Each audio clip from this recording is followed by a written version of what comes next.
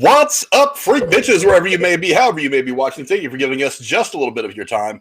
WandaVision is now over. We're all very, very saddened by this whole thing, but there's still a whole breakdown we have to go through. Everything to talk about, everything that we've experienced over the course of these 9 episodes, we need to discuss it. And here to discuss it with me are my good friends, as always, the Dowager Countess herself, Lady Cora. How are you tonight, ma'am? I'm good, thanks. Looking forward to the show. As am I.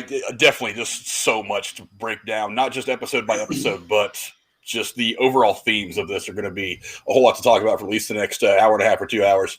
Also joining me, as always, is my hetero life mate, Mr. Jeremy Woolner. What is going on with you today, my man? Pretty good. I look somewhat semi-professional, so that's always a good sign. And I decided to match today with dual purple. Get out. Well, one of us has to look professional. It may as well be you.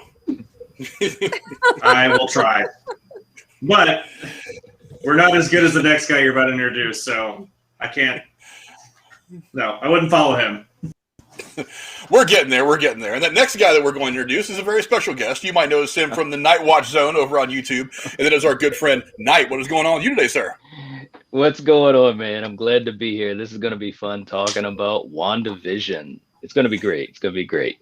This is going to be very, very fun. I have some very knowledgeable, very awesome people here with me to talk about this tonight. Also, you can find the link to Night's channel, the Nightwatch Zone, down in the description of all the videos. Go check his stuff out. He is the horror aficionado in the small community that seems to be forming around some movie people like us. And I'm kind of digging what's going on, and hopefully that's going to grow into something really cool.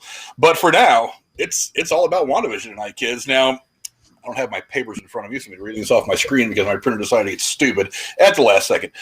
Now, the first thing I want to talk about, and again, we're not going to break this down episode by episode. You guys can go back and check out the other 9 episodes that we've done over the course of the last couple of months or so over that, if you really want a breakdown of those. But kind of just overall themes, the cast, and maybe what's coming for the MCU down the line as we wrap up this whole WandaVision journey. Now, the first thing I want to talk about, obviously, is the cast. And geez, if Marvel has done anything phenomenally, I mean, Marvel hasn't made a lot of missteps at all, but if Marvel has done anything absolutely spot on, it's been the casting. Now, obviously, Elizabeth Olsen and Paul Bettany come back as Wanda Maximoff and Vision, but the additions to the cast for this show were they were another step in a direction that if they hand out Oscars for this kind of thing, whoever runs Marvel should be getting them every year for basically the last 10 or 11 years. We'll go over to Cora first. Cora, what have you thought about just kind of the overall casting of the show? Well, not having known a lot of the prior stuff since I'm new to the movies after we started watching the show, a lot of these people were new. These characters were new to me to begin with. I loved how each character...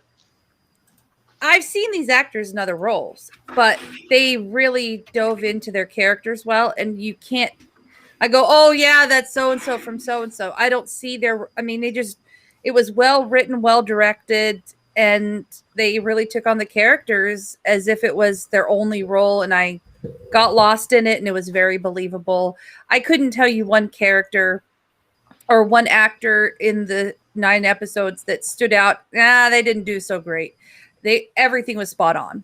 So I'd say fantastic across the board. Jeremy, what are some of your thoughts? Yeah, I can agree with that. Because we hadn't really seen, say, Elizabeth Olsen playing, I guess now we know Scarlet Witch. We all knew, and Vision as well. But I mean, Paul Bettany is amazing. I seen him since like A Knight's Tale, and his scenes were the best thing about that movie. Like, that's the thing I got hyped about, because he was like the hype man, With everybody else, especially, obviously Evan, the other really great part about this, and even if it was a troll, I don't care. It was fantastic, and obviously Catherine Hahn, she's always gold. I'm still singing that damn song to this day. It was Agatha all along. If you killed you too, bastards. I think that song is kind of forever ingrained into the psyche of at least all MCU fans. It's catchy, it's significant, so it's going to be around for a while. Knight, what stood out about the cast to you? I think what was cool is that they had a nice balance of calling back to the movies and also bringing in some new characters and elevating, you know, some of those characters from the movies, like Randall Park as Jimmy Woo. I love Randall Park, and I thought that even though he didn't have a lot of screen time, he was really, really good. I enjoyed watching him. Every time he was on screen, he had a certain charisma. I thought he was great. Obviously, Catherine Hahn, to me, she can do no wrong. So every time she was on screen, it was just great. And it was awesome to have this new villain be discovered on this show. You know, I think that was something that now we know in these streaming shows that there's going to be some ripples into the movies. And Catherine Hahn was just, she was so damn good, man. I loved her so much. But yeah, they did really good with the cast. And like you were saying, Jeremy, Paul Bettany, shout out to Paul Bettany, man. Every time he had a scene, whether he was being serious, whether he was being, you know, comedic or whatever, or obviously when he was being, you know, in a moment that was very emotional, I loved it. Everything he did was great. Elizabeth Olsen as well, but Paul Bettany, man, I really hope that he can also have some things, you know, to come towards him after this show. So it was good. Well, let's hope he has better luck away from the MCU than some of the other people have. I know Chris Evans has done fairly well, but Robert Downey Jr. seems to be struggling when he takes off the armor. Right. But I absolutely agree with something that Knight said. It was a great way of mixing the known cast that people were already familiar with this newer cast of people. And looking at some of the cast, obviously Elizabeth Olsen, Paul Bettany. Then they added someone like Deborah Jo Rupp, who a lot of people remember from that one show, That 70s Show. Let's see, That 70s Show. Yeah, and then Tiana Paris, who her star has been on the rise for a while. I know she's been in a couple of smaller films and stuff like that. But yeah, her as Monica Rambeau was just phenomenal. Then bringing back, of course, Randall Park to play Jimmy Woo, bringing back Kat Dennings. But the two things that I think were the most significant casting choices in this season were by far Evan Peters is one of them. That was the ultimate troll. Now it instantly look. There's this thing that magicians do. It's they tell you to do this. They tell you to watch this over here, while over here their hand is really doing the trick. So they're like, "Hey, flourish, blah blah blah." And they even make a reference to that when Jimmy Woo takes out the. Gets himself out of the handcuffs. He's like the flourish, but he's talking about this over here. When over here the magician's doing his thing, and I thought that was exactly what they were doing when they cast Evan Peters. They got people talking. Is this going to be this bridge between the X-Men universe that we've known from Fox and this MCU that we've known for so long? Is this the first appearance? Blah blah blah. Absolutely not. It was absolutely a troll. It was absolutely a little bit of fan service. It was a little bit of an Easter egg. It was kind of all those things and none of those things at the same time, which I thought was fantastic about it all. But the great thing is that's what it was. It was the flourish. It was the, oh my God, Evan Peters is standing at the door. And then over here they're like, hey, Agatha, remember, we don't know yet what her deal is, but the whole time Agatha's doing her thing. And the other thing was, oh God, somebody who absolutely steals the show. I've always been a fan of Catherine Hahn anyway. I think she's absolutely hilarious. Yes. But I am not. After watching the last couple episodes 8 and 9, I think this is very much an Agatha story. It's mostly Wanda, but Agatha is so significant. It's hard not to call this kind of an origin story for her in a way, sort of in a way. Maybe I'm not using the right term, but that's the best one that comes to my mind right off the jump. But she is approached in this series the way that Thanos is approached in Endgame, or not Endgame, but in Infinity War. It's like the last probably 2-3 episodes are really all about her. Much like Infinity War was really a Thanos-based movie. Yeah. And I thought it was phenomenal the way they handled her. And honestly, they had me fooled as to who she was. One of the reasons I was kind of against the idea of her being Agatha Harkness in the beginning was because the signs were so obvious. You know what I mean? Yeah. Yeah. The brooch, dressed like a witch on Halloween. There were so many things about it. The rabbit very early on in the show. I was like, it seems like they're a little too on the nose. That might have been the misdirect while they were setting up something like Mephisto or one of the other things that were rumored. But man, just the way that they developed her character and everything was so fantastic. Cora, do you think the same way I do, that maybe she kind of stole the show a little bit? I believe so. When the first episode, you think she's just part of the town with all the other people, and don't realize that she's kind of a special person in the show. But then she keeps coming around, and you're like, well, and we in the previous episodes we said, well, maybe she's the architect behind all this, or maybe she's working with whoever set this up and is doing it. We knew she was, you know, an important role, but the actress, man, she just rocked it, and I don't know. I mean, I would say she's almost as important as Wanda. I mean, equal. It'd be really hard to say that Wanda was a star above her. I always almost say they're co-leads is the best way to put it. Jeremy, what do you think about Catherine Hahn, and what are some of your favorite cast members, maybe other than her, in the series? Well, I mean, other favorites, you kind of, well, I don't want to steal your thunder with Kat Dennings, but I don't need to explain that. I don't need to explain myself, and you shouldn't either. Yeah, I don't know. Take that how you will. I don't, whatever. I mean, I'll say the same thing about Catherine Hahn. I mean, holy shit. And I'm also, like, in just me, I guess, being the snapper here, I guess. I'm glad that became a meme, like, the big, like, over-dramatic wink she's doing. It became, like, a whole thing now. Yes. It's, yeah. She does play that misdirection really well. Because, I mean, even Frank had, like, counterpoints to me, like, where I'm saying, like, wait a minute, something's up with her. He's like, yeah, but she looked worried. If she wasn't, why was she, you know? Right. And I'm like, yeah, and it put that little seed out in my head where I'm like, yeah, I really don't 80% sure, because I'm like, it feels like maybe because I know more things about it seems too obvious, like it's too easy. But if you still planted that seed of doubt in my head where I'm like, yeah, but see, like with Evan Peters, that's probably a troll, but I mean, X-Men? Maybe? I don't know. Was it Hugh Jackman walking down the street with his little leather jacket? I don't know. With, like, walking beside him. I don't know. You know they would if they had the chance. Yeah. Yeah. Yeah. Knight, what are some of the things you were thinking about Catherine Hahn? And, you know, obviously, what were some of your favorite cast members in this whole thing? Catherine Hahn, man, right from the beginning, every scene that she was in, especially in the beginning, kind of like what Cora was saying, and you just thought she was just a regular person. She always had this something about her, like this energy in the way she portrayed the character.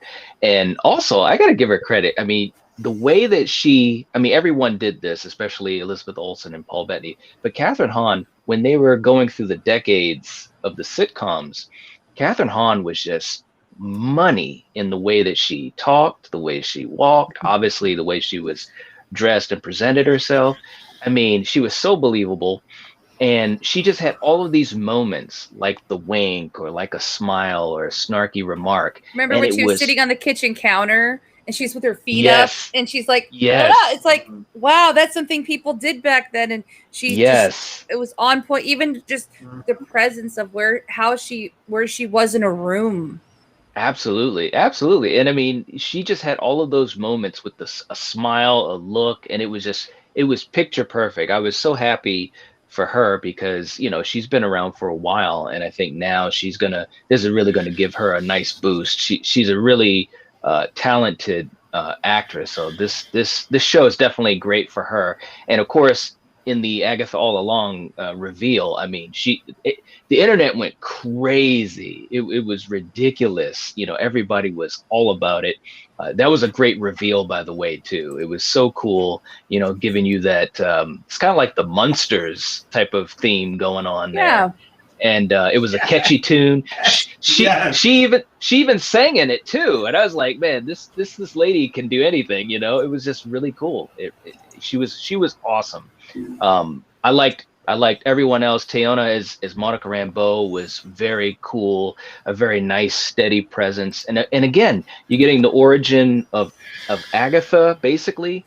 You're getting the origin of Monica, and you also get kind of an origin of now the Scarlet Witch. So this show balanced a lot of stuff, and I mean, they did a good job. They really, really did. I mean, because they could have fell under the weight of all of those ambitious plot points, but I think they kept it together, you know, so bravo to them. Yeah, just fantastic casting on the part of Marvel. I mean, honestly, if there's something they've been doing right from day one, it's from the casting of Robert Downey Jr. that raised a lot of eyebrows, all the way up through that little bit of confusion that happened with Doctor Strange. They wanted Benedict Cumberbatch, but they couldn't quite work out the schedule. Then they wanted Joaquin Phoenix, but Joaquin didn't really want to sign a multi-year deal, so they were like, you know what, screw it, we're going to go ahead and put it off a year and wait for Benedict Cumberbatch, and that worked out fantastically. Yeah, and honestly, we're going to see Benedict Cumberbatch together with Elizabeth Olsen here in about a year and a half with the Multiverse of Madness, Doctor Strange 2. So I can't wait. Yeah, they're casting this. Also, yeah. I was gonna say also that time Edward Norton turned into Mark Ruffalo. That was kind of awkward, but hey, it's all good. Right? Just spontaneously. There's a club joke in there somewhere. Hashtag justice for Edward Norton. Face off. Just face. This many days he's gone without being angry. No doubt, but yeah, the cast is certainly one of the strong points about this whole thing. Yeah, and not to be ignored in all this is some of the smaller players. Who else did we have? We had the girl that played Dottie as Emma Caulfield Ford, who's got a great career of her own. Let's see, David Payton, who plays Herb. He's been in. God, what has he been in? I forget. I know for a fact I've seen him in a couple of other things. I can't remember any off the top of my head. But and even the guy that plays Hayward, Sandberg.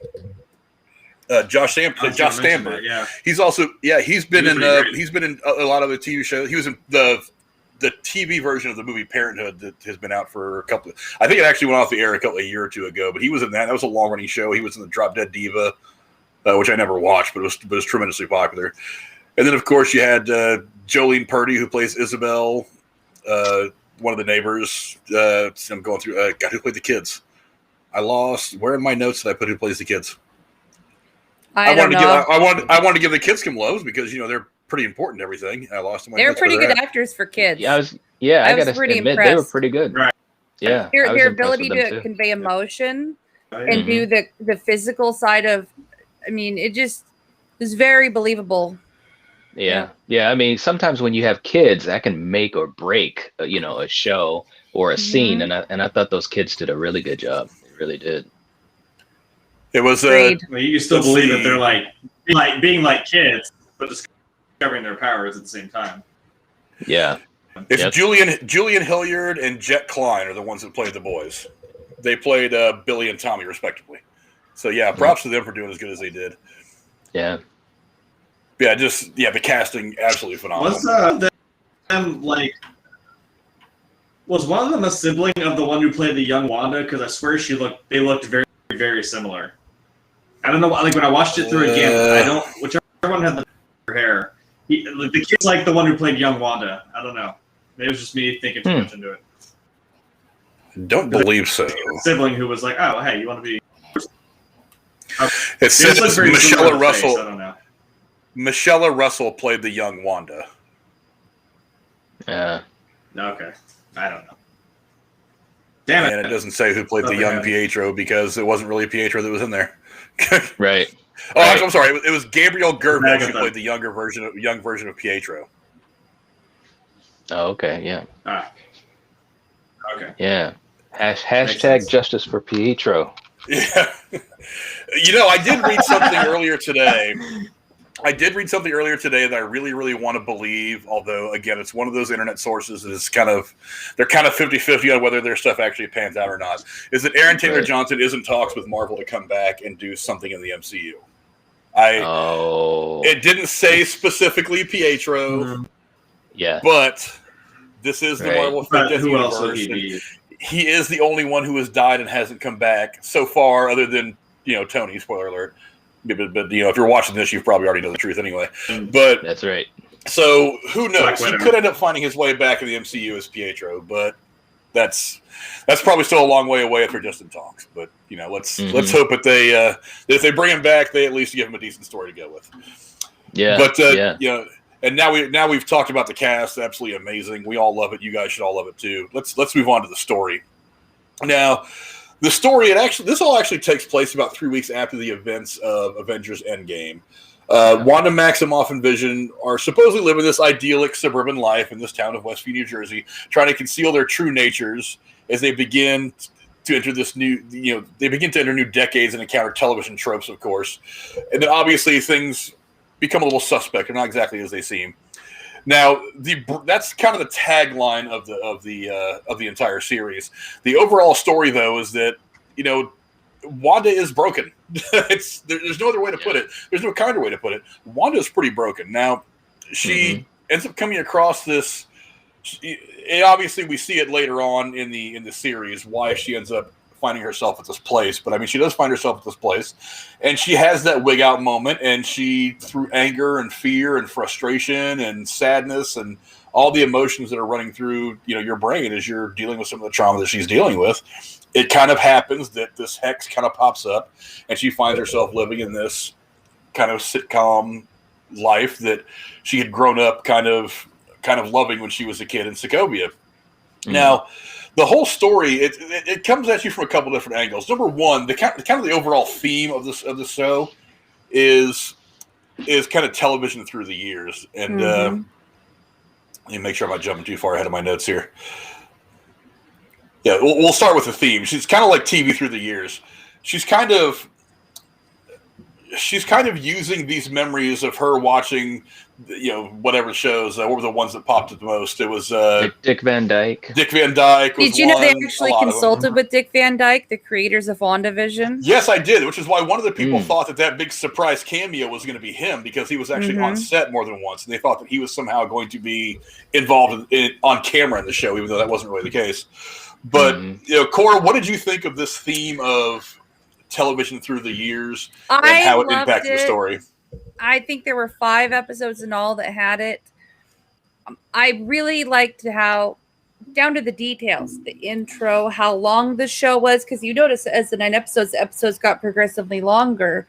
Yeah. I thought that was mirroring how long an average sitcom was at that time period, and the costuming and the verbiage and everything. It was, and even the theme song, they changed. So they had 6 or 7 different openings for the fucking show. How many TV shows go that far to put that much detail into discerning differences? It was fucking impressive.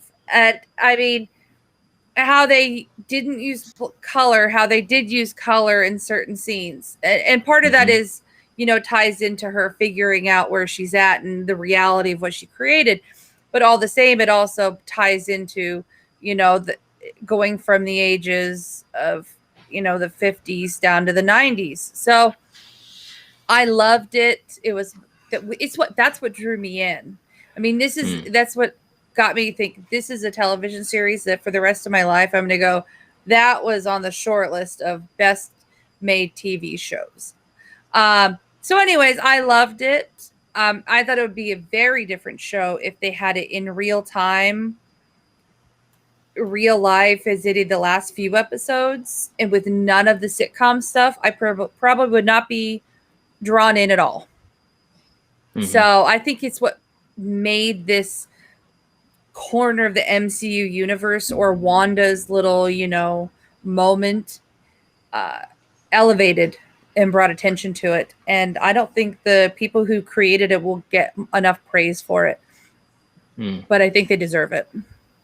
Yeah, I don't think they're getting enough credit for it either. The show, for some reason, in spots was actually kind of divisive, but we'll get to that here in a little bit. Jeremy, what did you think about the theme of the TV through the years that they carried on throughout most of the series? Yeah, I also agree, because I'm like, I as most people know, an old soul. I'm obviously, I won't tell you my age, but I look like this. I'm sorry. But I grew up on things that are, generations even past, behind me, right? So seeing all of this, and it's like, this is a giant, someone to me who nerds out over something like this is like a giant love letter to television, like you said, throughout the years. And there's little, not like quirks, but little things about them that are like little things to it. was it like the second episode, they're in separate beds because not every couple on TV did that. And then like finally at one point, boom, they did, right? I don't remember which one was the first, you know. And then going from some TV shows went from black and white to color. Some of them had like, and obviously like we're talking about Agatha, we're gonna keep, you know, putting her up on this pedestal. She is that trope of like, you know, even Vision says, he's like, oh, well, look who it is, who happens to have exactly what we need at this moment. Like, yes, yep. He's a I coined a weird term. I'm like, there's always someone I consider, or multiple people that I consider like the audience character, who's like, they're there seeing and thinking the same things we are. And this is as meta as it gets, where Vision's like almost breaking the fourth wall, saying like, whoa, that's weird.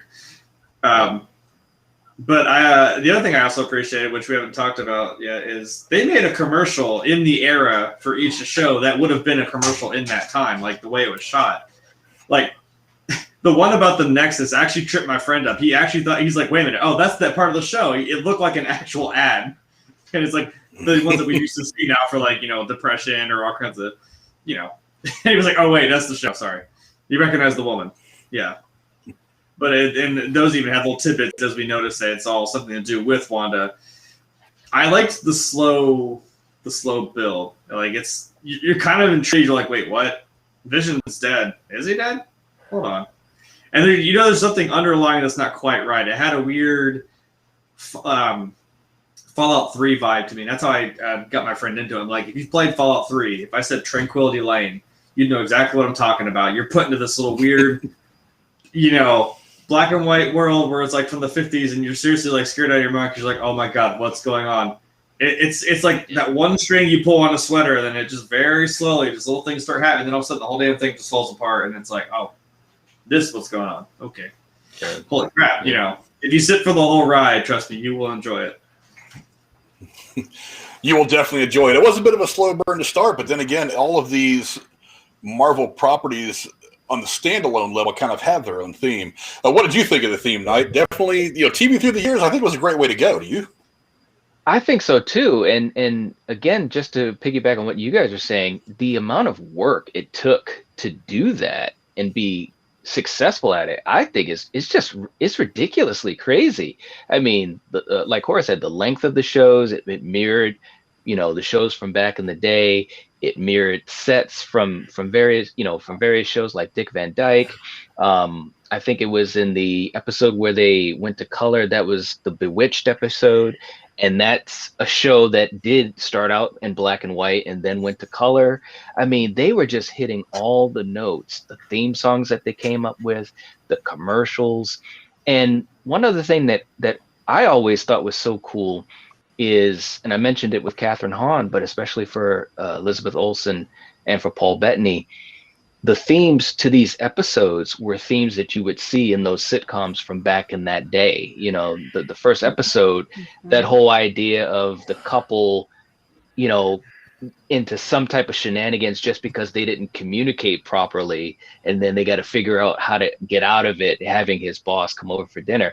I mean, that's something that you saw in those shows from back in the day. So even the way that each episode was crafted, it was a total homage. I thought it was excellent. And then the creepy thing was, like, even in the first episode, at the dinner scene near the end, when Vision's boss is choking, and Wanda, who had been in that black and white method of being, all of a sudden she started speaking just like regular Wanda when she says, you know, Vision, help him, you know. And it was just this weirdness that you felt almost like a Twilight Zone episode or something. And yes. It kept you hooked. It kept you hooked because even though a lot of people would say, okay, well, the first 3 episodes, it was kind of a slow burn. But I think that, like you said, Cora, if it was in present day throughout the whole run of the show, it would kind of be monotonous. It'd kind of be like, you know, a Marvel movie that's just a little bit of a grade down below a Marvel movie. By doing it this way, there were so many things that you were paying attention to that you didn't always see what was about to smack you in the face.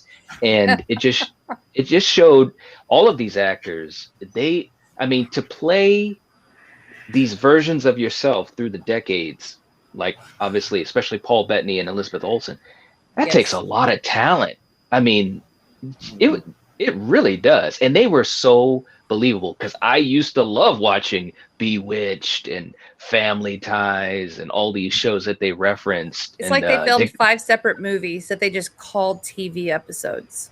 absolutely. I mean, seriously, like you said, the people behind this series, they'll probably never get all the credit that they deserve because they literally gave us a little bit of an MCU movie and they gave us multiple decades of classic sitcom TV, and they did it well. They did it very well. It's just crazy. They also kind of filmed. I think I noticed they filmed them in the same style and like lighting and like the way they'd angle a shot and like the way they'd follow somebody or not. It seemed like it was also from those like from the '60s. It's a lot of big wide shots. It's very well lit. It's you don't move around a whole lot. Then when you get to like the Malcolm in the Middle one where the kid's just literally fourth wall breaking, talking to you, and you're following him, and you're just going through all these crazy point of view shots through the house. I'm like, yeah, each one was done with how you would have made a show in those times. Like the obvious backdrop in the '70s one, you know what I mean? Where, yeah, it's the attention to detail was nuts, and I loved it. It was. It really, really was. Like the AstroTurf in the was it third or fourth episode with the kind of looked like the Brady Bunch a little bit. All the way down to the fake grass.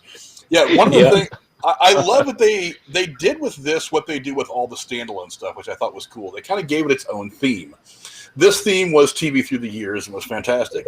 Much like, Captain America, well, the first movie was kind of like a period piece, a bit of a war movie. And then after that, they became political thrillers. And I think we talked about this kind of early on in one of the early episodes.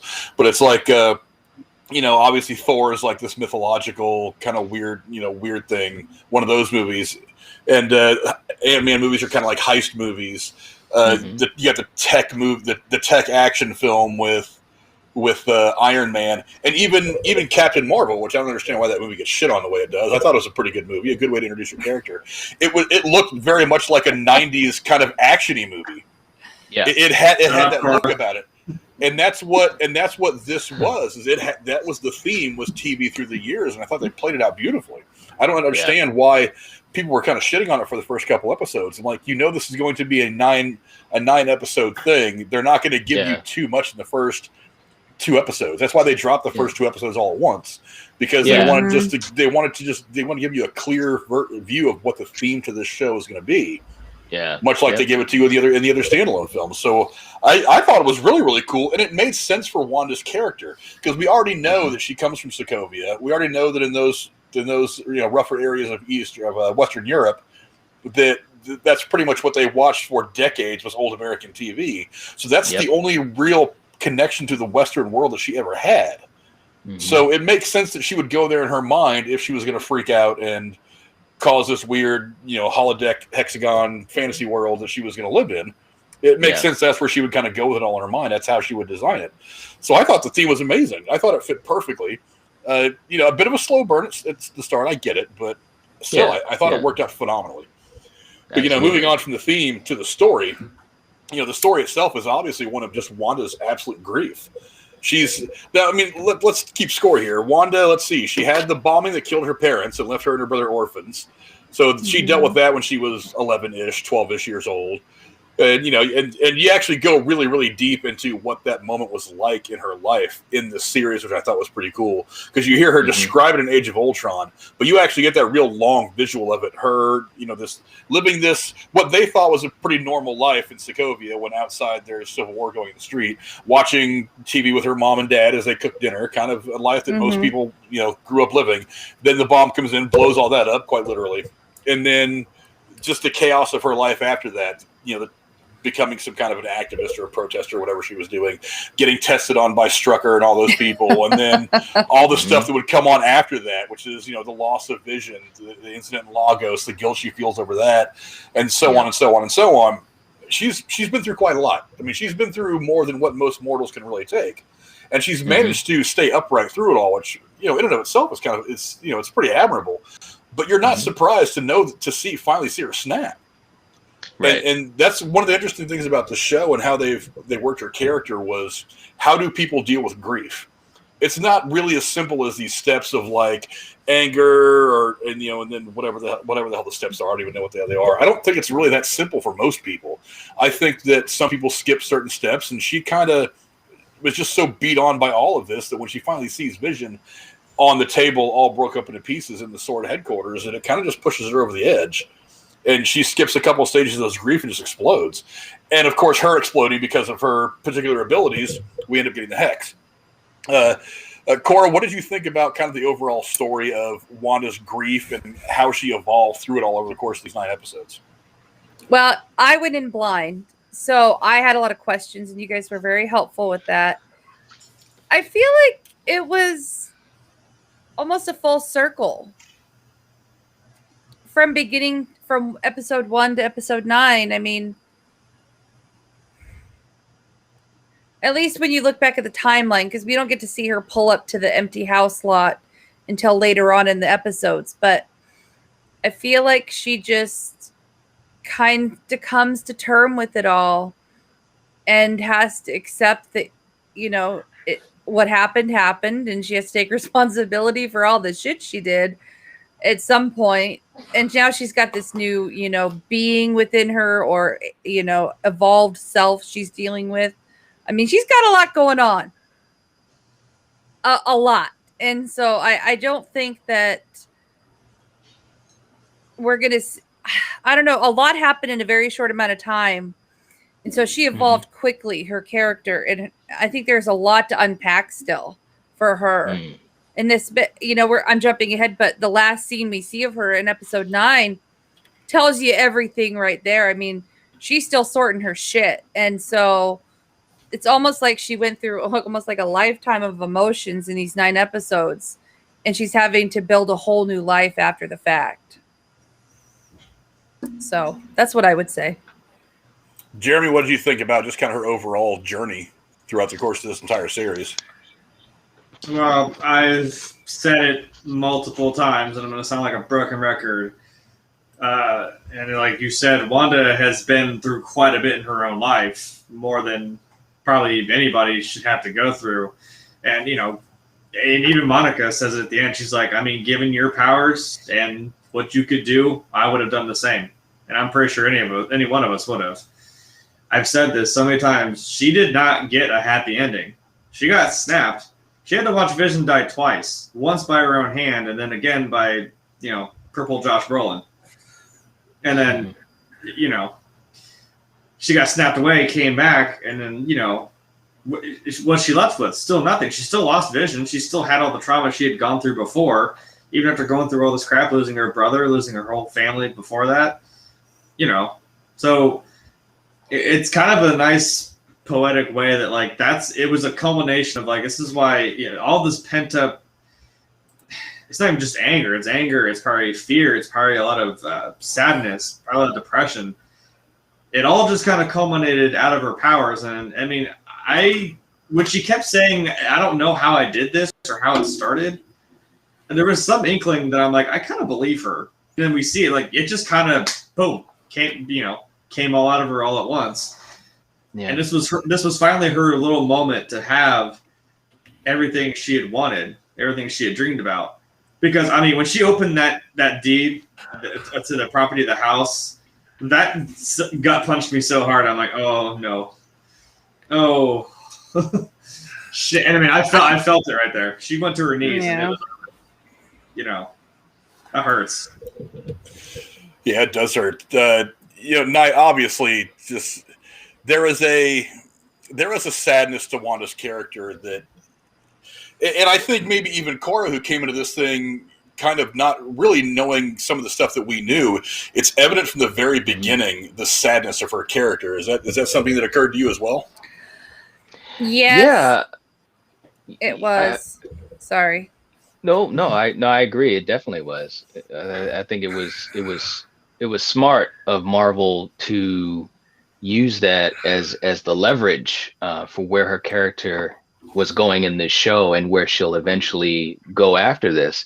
But one thing I wanted to say too, kind of to piggyback off of what Jeremy was saying, when she said, well, I don't know how this happened, it's almost like when you have someone that has a traumatic experience and they just kind of go inside of themselves, or maybe even almost like a split personality type of thing. You know, she couldn't control her powers because she was so emotional. And it's an interesting way to portray a quote unquote superhero, you know, because they go through things too in life. So it's like she's gone through all of this tragedy, all of this loss, and how would that affect someone that can literally do what Wanda can do? And it's interesting to watch. It almost reminds me, not to get off topic, but it almost reminds me of like in Logan when they showed Xavier having, you know, issues with his mind and going through dementia. And what would that look like for a person that has those types of powers? And it's like an interesting way to portray a character that's so unique and so relevant, so to speak. So like the contrast of normalcy compared to their extraordinary abilities. Yeah, exactly. It makes the character feel so much more real, and you can relate to them a lot more. And like I always feel, is like when you can relate to the character and then you have those big moments that are kind of fantastical, it feels like those moments have been earned. You know, it felt like, okay, I can go along with you on this because you took the time. I mean, they took the time from Age of Ultron to show this woman going through all of these moments. And so when you see what's going on, like you guys are saying, it's almost like, yeah, if I had your power and could do what you could do and went through what you've gone through, I'd probably be in the same situation. So that's one thing about Marvel. They've been pretty smart about this string of movies and these phases. They really make it all fit like pieces of a puzzle. So it was really good. It was a really good characterization of Wanda. Yeah, one of the things that has stood out to me that the MCU has done in a couple different places is one of them is they took a big shot and did very, very well in handling it, by the way, dealing with grief in this show, how people deal with it in general, by using Wanda as this kind of ultimate, lightning rod of all the things that we all feel whenever we go through something like this. And another thing they did very well, and I know they don't consider this canon anymore, is one of the things that was so great about the Punisher series on Netflix, is that they took a very honest, a very upfront approach to PTSD in that show. So Marvel has taken these two very serious situations, these two very serious conditions that so many people can find themselves in, often through no fault of their own, and have really approached it in an honest way and made you feel empathy for the people who are dealing with them. So it's not just dealing with this superhero like Frank Castle, who's not, I know, technically a superhero, whatever, or this enhanced person like Wanda Maximoff, but you are so connected to the character, to the person, that you are kind of forced to show a little bit of empathy, where I don't think that people don't automatically show it anyway, but it does kind of hit you from a different direction, hit you a little bit deeper. And I think that's something that Marvel's done very, very well in taking these broken characters, because if you think about it, all the heroes are broken in some way, shape, or form. I mean, Tony's a billionaire alcoholic, womanizing whatever, and they turn him into a hero. And there's so many other people. Yeah, these heroes, they're all very flawed. I mean, even when Thor comes in, Thor is the young, stupid, warrior who doesn't know how to deal with the great power, how to wield the great power that he has, and that's why his own father banishes him from Asgard, because he's not getting it, so he forces the issue. You have to empathize with these kids, with these. You have to empathize with these heroes as they're going on through their journey. And Wanda, to me, in the MCU proper, I know they don't really, like I said, they don't really count the Netflix stuff, unfortunately. But in the MCU proper, this was a great way for them to tackle a very real situation that many of us can feel from day to day in real life, and kind of help the people that are dealing with this kind of heal vicariously through Wanda a bit, if you will, if that's the right way of saying it, or to the people that aren't dealing with it, maybe a different way to kind of see that and understand the part that we play in helping people deal with grief. So I mean, it's just the way they've crafted some of this stuff, and these are some very, very hard things to deal with in life. The way that they've dealt with it in these characters, and giving it such an honest, amazing face is something just stunning. Again, Marvel has not made a whole lot of missteps over the course of this run of 20 whatever projects they've given us. They haven't done a whole lot wrong. And this is one of the really great things that they've done is they've helped us really see these characters as real people and not just these cape people that fly around and leap tall buildings in a single bound and yada, yada, yada. It's been really great connecting these characters at a personal level. And you haven't really done that with a lot of movie characters over history. At least not to this level. Not that I can think of. I mean, it's kind of different for everybody whatever movie you're watching. But I mean, these ones, you really connect with these people at a kind of a personal level in a lot of ways. Mm-hmm. But anyway, any final thoughts on that as we go on to the next subject?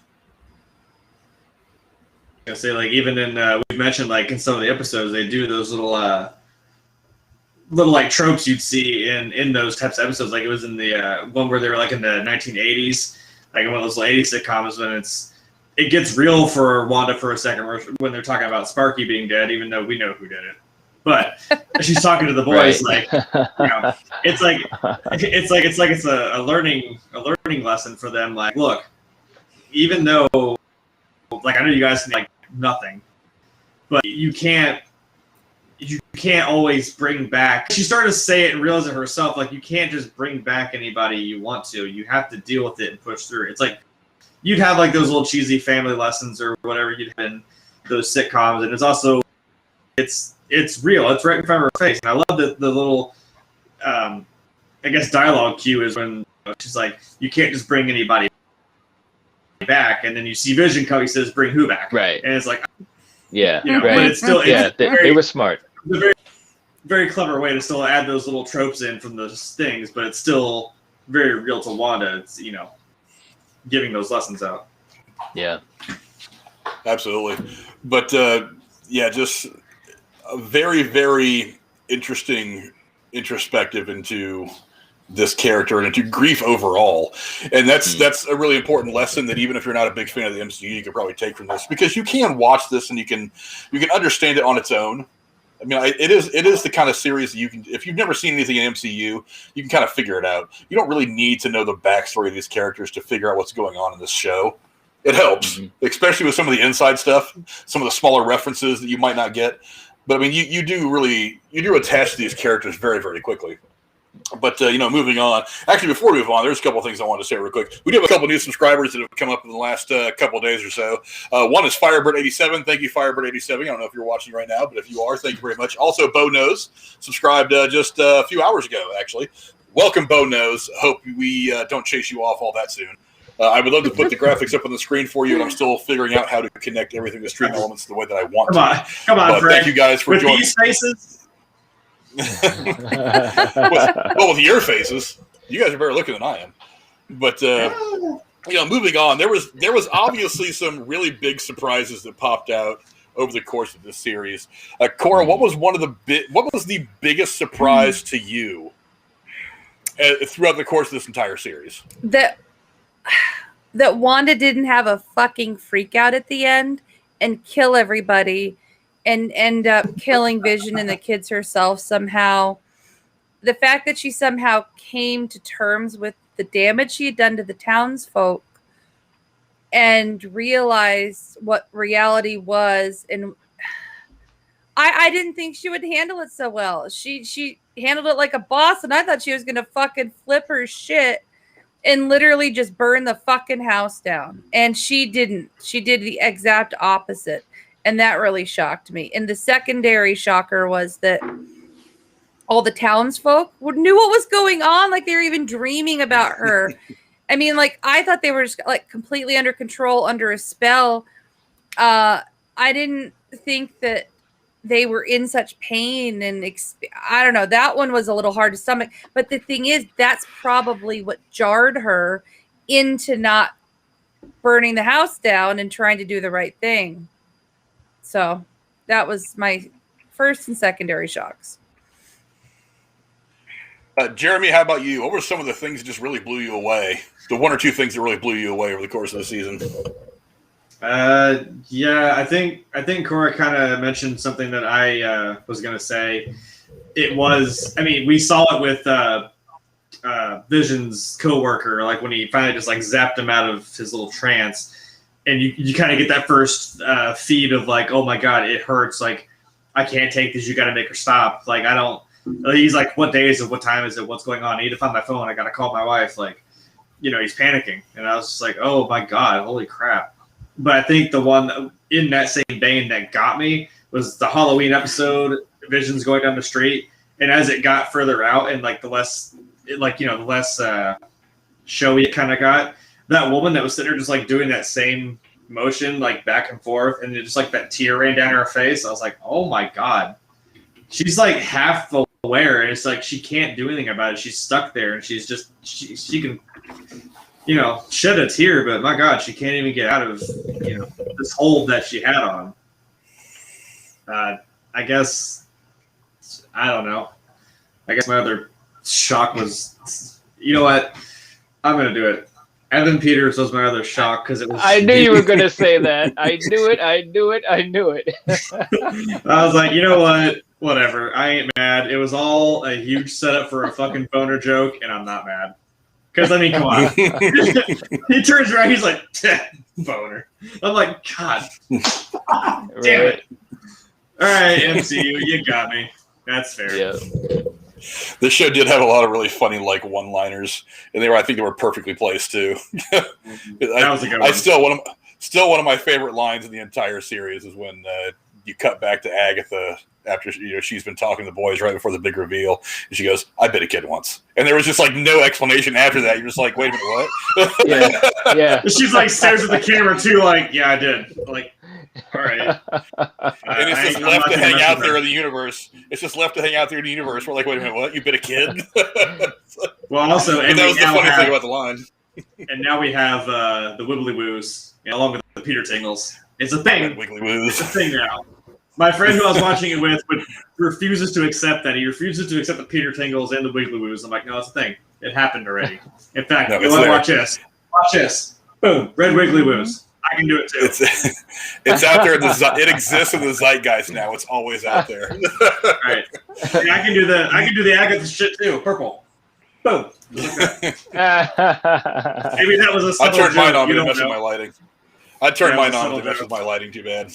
That's why I missed. I'm sorry. There we go. Okay. There we go. But there was a whole lot of shocks that came out over the course of the season. It was pretty much an episode at one point. What were the one or two that really jumped out at you? Well, I have to agree with you guys. The fact that what was going on with the people in the town being basically terrorized, and especially at the end when that one lady said, if you won't release us, please let us die. And I was like, wow. I mean, that's really just showing the level that Wanda is operating on as a villain. And that was kind of interesting. But the thing that got me, and I'm going to go to the Evan Peters thing too, Jeremy, don't worry about it. But, yes! Listen, and I'm not mad about it, because this is not the first time that Marvel has done this. And I'm thinking about Iron Man 3 and the Mandarin. So it was interesting because there was a lot of hype around it when you saw that it was Evan Peters, and it was a moment. Everybody was like all just in arms about it. And then you had the Halloween episode. He's dressed like his comic book version of Quicksilver. Yeah. And you just don't have a clue if it's really gonna be Quicksilver from the X-Men or not. He's making all these Mephisto references too, the comic book references. He's calling the twins the Devil Spawn and all these different things that's going on. So you're just teetering on the edge trying to figure out what's going on. And then on the other side of that, you've got Agnes, who many people theorized that she might be Agatha. And through the episodes, they kind of played around a little bit here and there, but they kind of kept you thinking, well, maybe she's just a nosy neighbor. And Catherine Hahn played it perfectly. And then, of course, when you had the reveal, Agatha all along, and she brings Wanda down into her lair, that episode, my jaw literally dropped because I was like, wow, they're really doing it. It is Agatha Harkness. So this show had a lot of great moments. I mean, yes, they trolled us hardcore with Evan Peters. That was about the hardest troll of all time. Because you know that everyone at Marvel knew that we were all thinking, at least anyone that watched the movies, we were all thinking, this is it. This is going to be that little window to mutants, probably. Maybe not so much saying, hey, you know, the X-Men are here, but maybe just some type of reference, or maybe even saying the word mutant or something like that. And we didn't get any of that. So bravo to Marvel for pulling those strings and giving us those shocking moments on both sides of the field, what we expected and what we wanted, and things that we weren't sure that we'd get. So it was great. It really, really was. Every week, I'll tell you this, every week watching this show, I was on the edge of my seat because I was just wondering what's going to happen. What are they going to say? And I can't remember watching a show, you know, every week, you know, 9 episodes and feeling like that. So the show's definitely pretty special. Do you think they'll simulate this in the future mini series, or do you think this is a standalone like work of brilliance? Well, I think it'll be fairly standalone because I don't think they want to. I think so too. I don't think they want to play the same tune. I mean, from what I understand, Kevin Feige was a huge fan of the old sitcoms and Nick at Night and stuff like that. So when they kind of pitched the whole idea for this, that's kind of what they were thinking, is paying homage to the sitcoms. And I mean, that's never been done. And who would have thought that would be something that the MCU or Marvel would do? I mean, from the beginning, I was thinking, how the hell is this going to work? What are they going to do? You know, where's the bad guy? You know, and again, it was a mystery for so many episodes. They strung us along. And if that's not good TV, you know, or good streaming now, but if that's not what it is, I don't know what is, you know. So bravo. Like I said, they did a great job. We need a remix of the song. It was the MCU all along. Yeah, right. It was Kevin Feige all along. It was Feige all along. Yeah, I bet you someone's already done that. I can't imagine that someone hasn't done that. Hey, we just Frank, we need to make it on YouTube. We need to make those shirts of just his shirt, his face. It just says "In Feige We Trust." Like make a big coin with his face on it. Yeah, that'll be the T-shirt. Right. I'll figure out some good graphic stuff, and I'll get right on top of that. but yeah, that's our first merch. We'll put that out. Yeah, to me, the biggest shock there was a couple things that really shocked me. One was Evan Peters. I remember I don't generally like stop when I'm watching a new movie on streaming or something. I'm not watching in theaters. I don't often like go back and rewind immediately to see it because my reaction was so visceral. But as soon as she opens the door and I see his face, I was like, "What?" And I actually stopped, rewound it about 10 or 15 seconds, and watched her open the door again because I was like, "Wait a minute, what the hell is he doing here?" And again, it was that initial moment of shock. It's like, is this a troll? Is he actually bringing in the Fox Marvel, the Fox X-Men stuff, which he said he wasn't going to? I wonder if the guy they wanted to do it got tested positive for COVID right before they were supposed to film. And so they said, who do we know that would be hella funny to stick in here, who can be on point and knows enough about this, who can fill in the shoes, who fits the clothes we already had made. Well, I contested from the very beginning that it was a gigantic troll. I was like, for one, Kevin Feige was 100% certain that he was not bringing any elements from the Fox X-Men stuff into this. That whenever he brought it in, it was going to be all fresh stuff, a whole new take on the properties. And I'm okay with that. As much as I like a lot of what they did at Fox, I'm ready for a new iteration of all this stuff. Yeah. And like I said, in Feige we trust. He hasn't done a whole lot wrong yet with the MCU. I am willing to sit here and be patient and to take all the news that I hear with a grain of salt until Feige gives me what he thinks is right.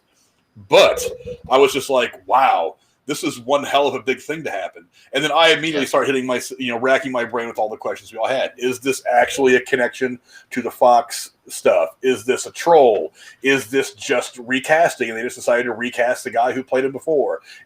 What the hell is going on here? And so all these theories are running through my head. And it ended up being kind of none of those things, which was kind of brilliant about the whole thing and how they did it all.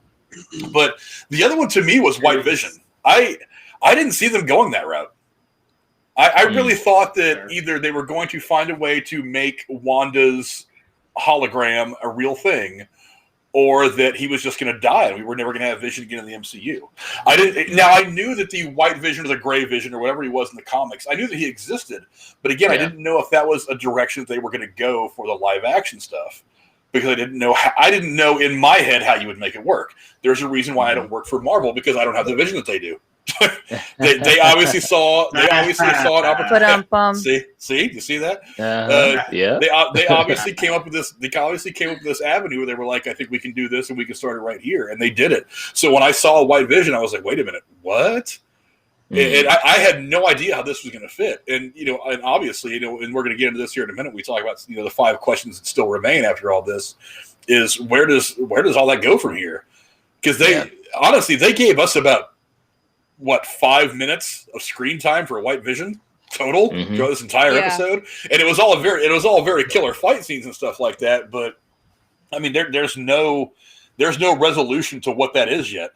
And I'm like, wow, that is MCU. Yeah, that is one of the biggest. I request elaboration. Yeah, exactly. We should all tweet Kevin Feige right now. Kevin Feige, elaboration. Yeah, I request elaboration. Damn it, tell me. But the other thing that really surprised me was how fast Monica's character progressed. I thought that this whole talk that she has with Darcy about rewriting her whatever at the genetic level, I was just like, okay, I get it. You're opening the door for what is going to happen to her in the future. I really didn't see her getting her powers, displaying them at such a significant level. I really didn't see all that stuff coming over the course of the series, especially knowing that she's going to be a part of the Captain Marvel movie that's coming up, and I think she might even have a small role in the Mrs. Marvel thing they're doing on Disney Plus. I don't know that for sure. I thought I read that somewhere. But knowing that there is, knowing that there is going to be there still is plans for this actress and this character on down the line, I thought that maybe that's something they would kind of slow roll, and they didn't. They got right to it. It's like she really, really quickly develops into this thing. Now, granted, she's going to have to go through this period of adjustment at some point on camera to where she's trying to figure out exactly what she can do, how to use it, how to kind of balance being Monica with being Photon or whatever her name is going to be moving forward. But I really didn't expect to see it in such clear terms, what she is becoming over the course of the last really 3 episodes. I really didn't see them jumping to it that fast. I wasn't mad about it. I think she's one of the most intriguing characters in this entire series, and she's definitely one of the ones that can help carry the franchise, help carry the MCU moving forward. But I really didn't see them jumping to everything that was going to happen to her over the course of 2 or 3 episodes. Glad they did, though.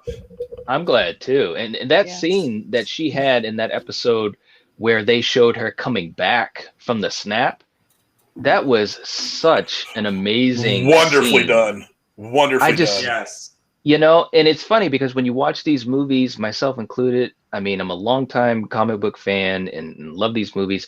But, when you watch Infinity War and Endgame and stuff's happened and people are being snapped and they're coming back to fight and yada, yada, yada, you don't usually take the time to sit back and think about those small moments. And then when that episode showed her reconstituting and she's in the hospital and what that meant, missing her mother passing, I was just like, wow, Marvel, just like I said, Marvel is operating on a level that, people that are not fans of the movies, they may not realize how intricate Marvel is operating at, as far as giving you things that you can really relate to, that's real world, even with these fantastical beings, and it's a credit. It's a credit to their storytelling capability. It really is. Absolutely. There was a lot that it seemed like every episode had that big oh my god moment where you were like, what the hell is going on here? Right. And like I said, the Evan Peters thing, the White Vision thing, the Monica, her really quick progression. Again, they kind of got me with the whole Agatha Harkness thing. I just thought they were making it too obvious. I was like, nah, this is probably a misdirect. It's too easy. They're telegraphing so much. And then they're I like, wanted to get, Agatha. when I saw that, I was like, man, I wish I could get in touch with Frank. I watched it. It was like Friday evening or whatever when I watched it, and when the reveal happened, I was like, oh man, I gotta get in touch with Frank. It was just so, it was crazy. It was mind blowing. It really, really was. You saw that tree, right? That tree that looked like Mephisto. We all saw it.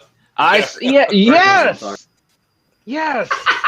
You know, they're playing around with all of that, man. They really, really are. They really, really are. These people had us suspecting trees. Right. I'm like, we're making fun of this, but they had us in that somebody in the fucking background of a shot. We're like, yeah. Is that? And then you have to look close. Yeah, Right. It was funny, man. Like, it's funny. Again, and that's part of the brilliance about how they put this whole thing together is they had us on our toes the whole time. We didn't know we didn't know if we were coming or going throughout the course of this entire 9 episodes. And it's like, and I mean, the downside is when the last scene is aired, we all feel kind of deflated that it's over, even though we know there's plenty more MCU coming in the future. But it's like we are back on our heels. We have no idea what's going on. What could come next? There's so many things from the comic books. I mean, if you're knowledgeable of the comic books, you know that they're pulling these little elements out and building this cinematic universe around them. But you know there's so many elements out there, you don't really know what they could bring in next. So you're constantly racking your brain. Could they be doing this? Could they be doing that? Could they be doing this? Oh, but this happened in the movie. Is this canon anymore? Who the hell knows? But I mean, so they have us on our toes the whole time. So that makes even the smallest thing it makes the smallest thing hit a lot harder because you're like, holy hell, they went this way with it instead of the other way. Yeah, definitely. Just great story crafting on the part of everybody at Marvel. But you know, again, so many shocking moments. I actually know people who are just in the last week or so have started to go back and watch the series because they want to binge watch it. They don't want to watch an episode and wait a week. And I'm like, you guys have missed out. The part of the fun, and this is one of the reasons why I think Netflix should change the way they release shows instead of releasing everything in one big block. Part of the fun is waiting that week. That speculation that obviously for us YouTubers, this ability to go on there and spend a couple hours talking about this 30 minutes of television that has got us all twisted one way or the other. But yeah, just great story crafting on the part of everybody at Marvel. But even though the thing is over, we do now still have some pretty burning questions to ask. And I'll go to Jeremy with this one first because probably the biggest question that is kind of out there lingering right now is the outcome for 2 specific characters. The first one is White Vision. Obviously, now on this interaction between Vision and White Vision in the library, I thought was fantastic. The fight scenes were cool, but it made perfect sense when you watch when you know who Vision is. He can fight, but he is very intellectual, very logical. He is almost kind of this universe's version of Spock in a way. When he leaves, you don't really know where he's going or anything. It's just he leaves, the rest of the episode plays itself out, and then the credits roll, and then he's still out there. What do you think is out there happening with White Vision right now? He doesn't eat or drink. Damn it! I thought he probably needed a stiff drink after all that crap you just got, all those memories he just got back. Like, holy shit! I've already had a hell of a life. It took me 2 seconds to learn it all. I'm sure if he could, he would.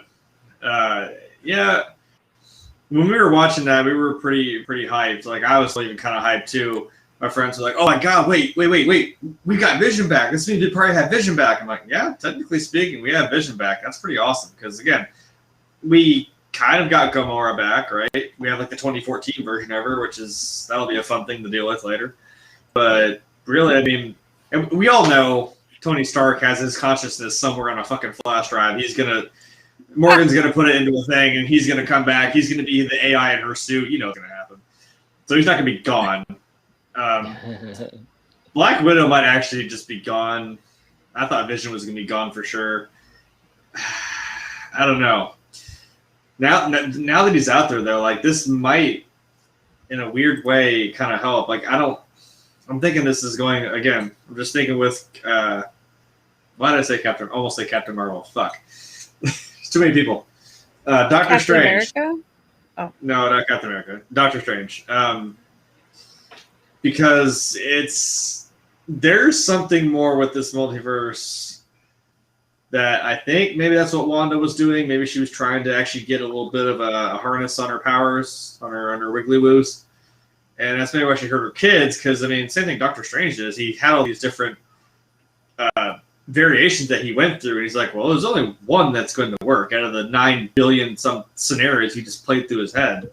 Mm-hmm. Maybe she would, like, I think we mentioned this last week. We were going to say maybe she's looking through all these other ones. I'm like, well, you don't need to. You still have vision, but, like, maybe she's trying to find a way to make all of this work again for her without, enslaving a whole town, in her mind and in their own minds. I don't know.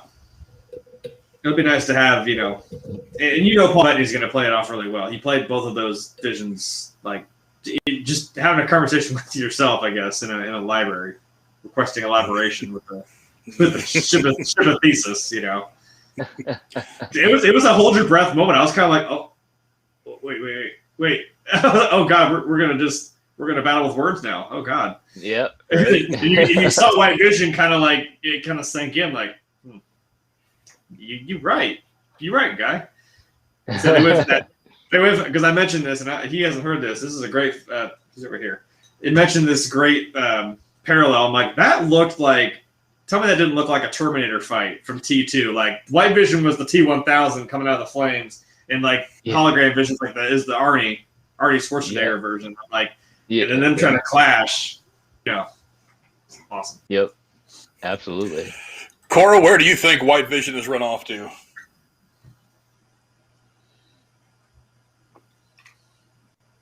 Oh no. We can't hear you. Or I can't hear her. No, I can't either. I can't hear her either. Okay, well, Knight, we'll go over to you real quick, Cora. She has to unmute herself. Probably she tends to mute herself. Sorry. What I was saying was, I didn't know shit about this Vision before we started watching the series. I didn't even know he existed. But my biggest question with him is he going to still be in love with Wanda? He has all the memories, right? Well, that's the question, though. Right. Yeah, I mean, and they're gonna. It's basically gonna mirror some of what happened in the comic book. I'm pretty sure, because in the comic book it happened a little bit differently. But in the comic book, he lost the Vision, the regular Vision, lost his soul, and when he was the White Vision, he was much more of an android. He was much more robotic. Like Data he didn't from Star Trek without the emotion chip. Yeah, exactly. Like Absolutely. He doesn't have this. He doesn't have the stone anymore, so it's different. Yeah. Yep. True. Okay. Yeah. And so I think that's what they're going to do. They're going to, I mean, all of these stories so far is some type of play off of the comics, which of course makes sense and it's very smart. And I think they're going to do the same thing. He's out there flying around doing whatever. He's going to kind of come to terms with what's happened. And, he's probably he knows he has to evade capture from Sword? I don't think that he knows he's considered property. I mean, you figure he's so smart. He probably realizes that, but I don't think he's too worried. I don't think he's worried about the Hex Vision even told him like, they kept that from you. So maybe he put that seed of doubt in his own mind. Like, wait a minute, man, what didn't they tell you? Yeah, and he also said, so you could more easily control a weapon. So he realizes what his design, his purpose was originally for, and now he's freed of that. He's got all the information, and so he's flying off probably to just figure things out. And in the movies, they'll probably play around with that a little bit, because he's not exactly the Vision that we know, at least not yet. So that'll be the next question: is he gonna become what we knew of the Vision before, or is he going to get close to that, and how's that process going to happen? It actually could be a really nice story arc for Vision, because that's one thing about the show that I was a little concerned about was, we see Vision as that secondary character to Wanda, and it's been wonderful. They've been a great couple, but as we all know, Paul Bettany is awesome. So it'd be great to see Vision have his own journey, his own little arc that's going to be separate from Wanda. He almost seemed below Agatha's character. Yeah. In the hierarchy of like importance. Yeah. Yep. Absolutely. You know what it's gonna be? It's gonna be that that soap opera trope episode. It's gonna be the amnesia episode. All of a sudden he's like, oh crap, I had an evil twin brother. Oh crap, I don't know. I'm telling you, it's perfect. It's all right there. It could work. Yeah, that would have really pissed me off if they had ended this series with Wanda like waking up, being like, "It was just a dream." I probably would have pulled out my gun and shot a hole in my TV at that point. Right? Yeah, absolutely. We're not gonna Bob Newhart this. No. Oh my god. That would have been absolutely terrible. Or Saint Elsewhere or something like that. We're not gonna do that. Yeah. Yeah, no doubt at all. But, obviously there's another person that we have to figure out exactly where we might end up finding her sometime in the future. And we'll go to Cora with this one to start off with is she does not kill Agatha. She does not jail her in the sense that we would think of it when we hear that term. But she definitely locks her away in her own mind and just leaves her to live this weird existence in Westview. What do you think is going to happen with Agatha? I think so. I mentioned this the last time we spoke. I think someone who's going to try to control Wanda or take her down is going to somehow track Agatha down and free her from the spell so that Agatha can be a weapon against controlling the new Wanda. I think she's going to be found by someone that Wanda doesn't want her to find. Well, obviously, Wanda doesn't want anybody to find her necessarily, but the question is who's going to find her? And there's a lot of different ways you can go about this as far as comic book plot lines that you can pull in here and pull in the MCU. But I don't know where it's all going to go. I don't know enough. I just think that someone who's going to use her, or she'll break the spell herself somehow, and then she'll seek out Wanda on her own. That's entirely possible. Knight, what do you think is going to happen with Agatha?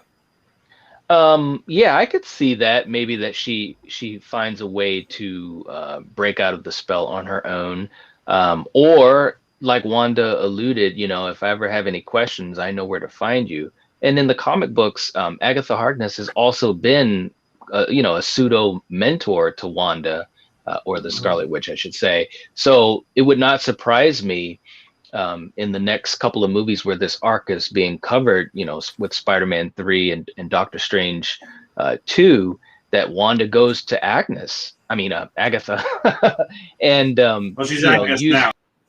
Right, exactly. Good point. But it wouldn't surprise me if she didn't go and seek her out and try to utilize Agatha's knowledge, because one thing about the show, especially right at the end, Agatha wanted Wanda's power, but she kind of treated her as like, one of the group, as far as like a sister witch, you know what I'm saying, in a way. And when she was going through Wanda's memories and so forth, you just got a sense that, like a sorority sister almost from a different class.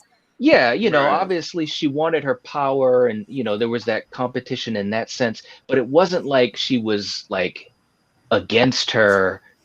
You know what I'm saying? I don't know if I'm wording that right. So I guess what I'm saying is Wanda going back to Agnes, I can see it being the type of thing where Agnes could be, a positive influence for Wanda, but also a negative, kind of like a rival as well. And that's what she was in the comics to some degree. She was a mentor. She also was a foil. So like I said, Marvel is good about following a lot of the plot lines and foundations of the comic books. So I think that could happen as well. Very interesting, very possible. Jeremy, it really, Wanda herself, the way that her character is kind of going through its ups and downs is a bit of an anti-hero, much like Agatha was in the comic books. What do you think is going to bring... I think eventually she's going to come back into the fold at some point. What do you think is going to be the situation when Agatha does come back into the MCU? Well, I think Agatha said it best herself. Like, she was sitting there, literally just on her knees with her towering over her. She's like, you have no idea what you just did. Like, you have no idea what you just unleashed. Because I'm thinking, like, I said this last time, like, Agatha may have had some sort of hold or some sort of control over what was going on, whatever she was doing from her end. And now that Wanda just kind of just zapped all that out of her and then just put her in her own mind. Now she's probably going to have to deal with all that stuff that maybe Agatha was keeping keeping tabs on. But, I mean, we saw her reading the book, so maybe she's trying to get more in touch with how she's supposed to handle her powers. But there might be something bigger that she's not going to be ready for. And then she's going to have to... That's going to be an awkward conversation going back to, that nosy neighbor like, hey... funny thing happened, I was reading your book, and some crazy shit happened.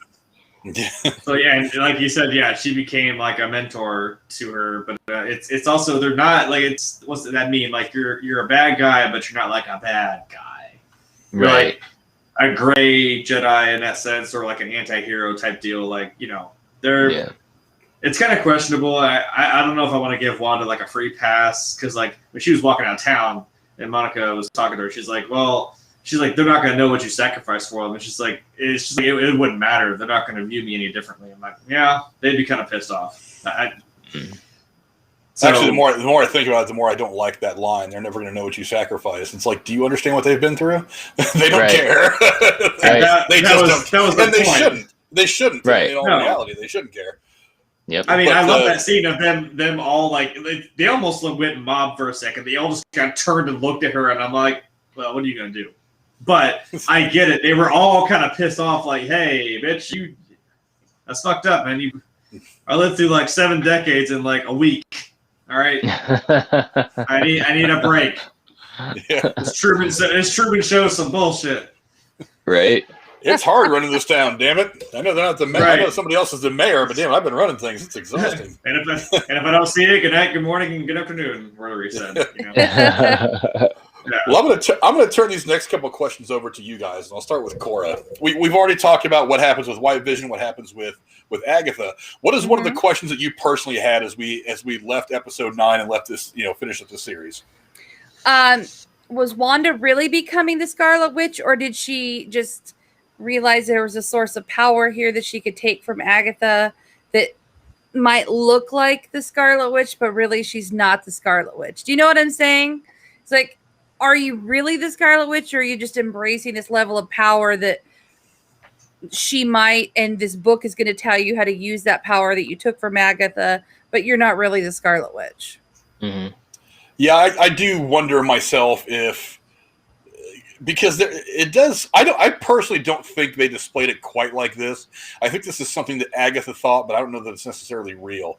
Did she actually have some powers before the experiments from Strucker, or is that just where she got him, and maybe Agatha is way misreading what Wanda is? Because she says she reached out to the bomb and used this probability hex, but I'm like, and we talked about this when we talked about the episode. There was no red wiggly woos coming out of her hand. There was no overt sign that said that she was having any kind of an impact on whether that bomb actually went off or not. So was Agatha really kind of just deluding herself into thinking that there was something special about Wanda, or did Wanda really just get these powers from the experimentation? What do you think, Matt? That's exactly what I was wondering, and it also goes to the whole idea, and I think Marvel, I think they're doing this on purpose because this obviously will open up the doorway to mutants. Because if Wanda, I keep saying it. If Wanda, I hadn't even thought of that. Yeah, I mean, if Wanda had this power, and like Agatha was trying to deduce, saying, well, you were born a witch, and you went through the experiments, and it augmented you, and you survived. She did the probability hex supposedly as a child, and this and that. Well, that explains all that. But how did Pietro survive the experiments? Because he's not a witch.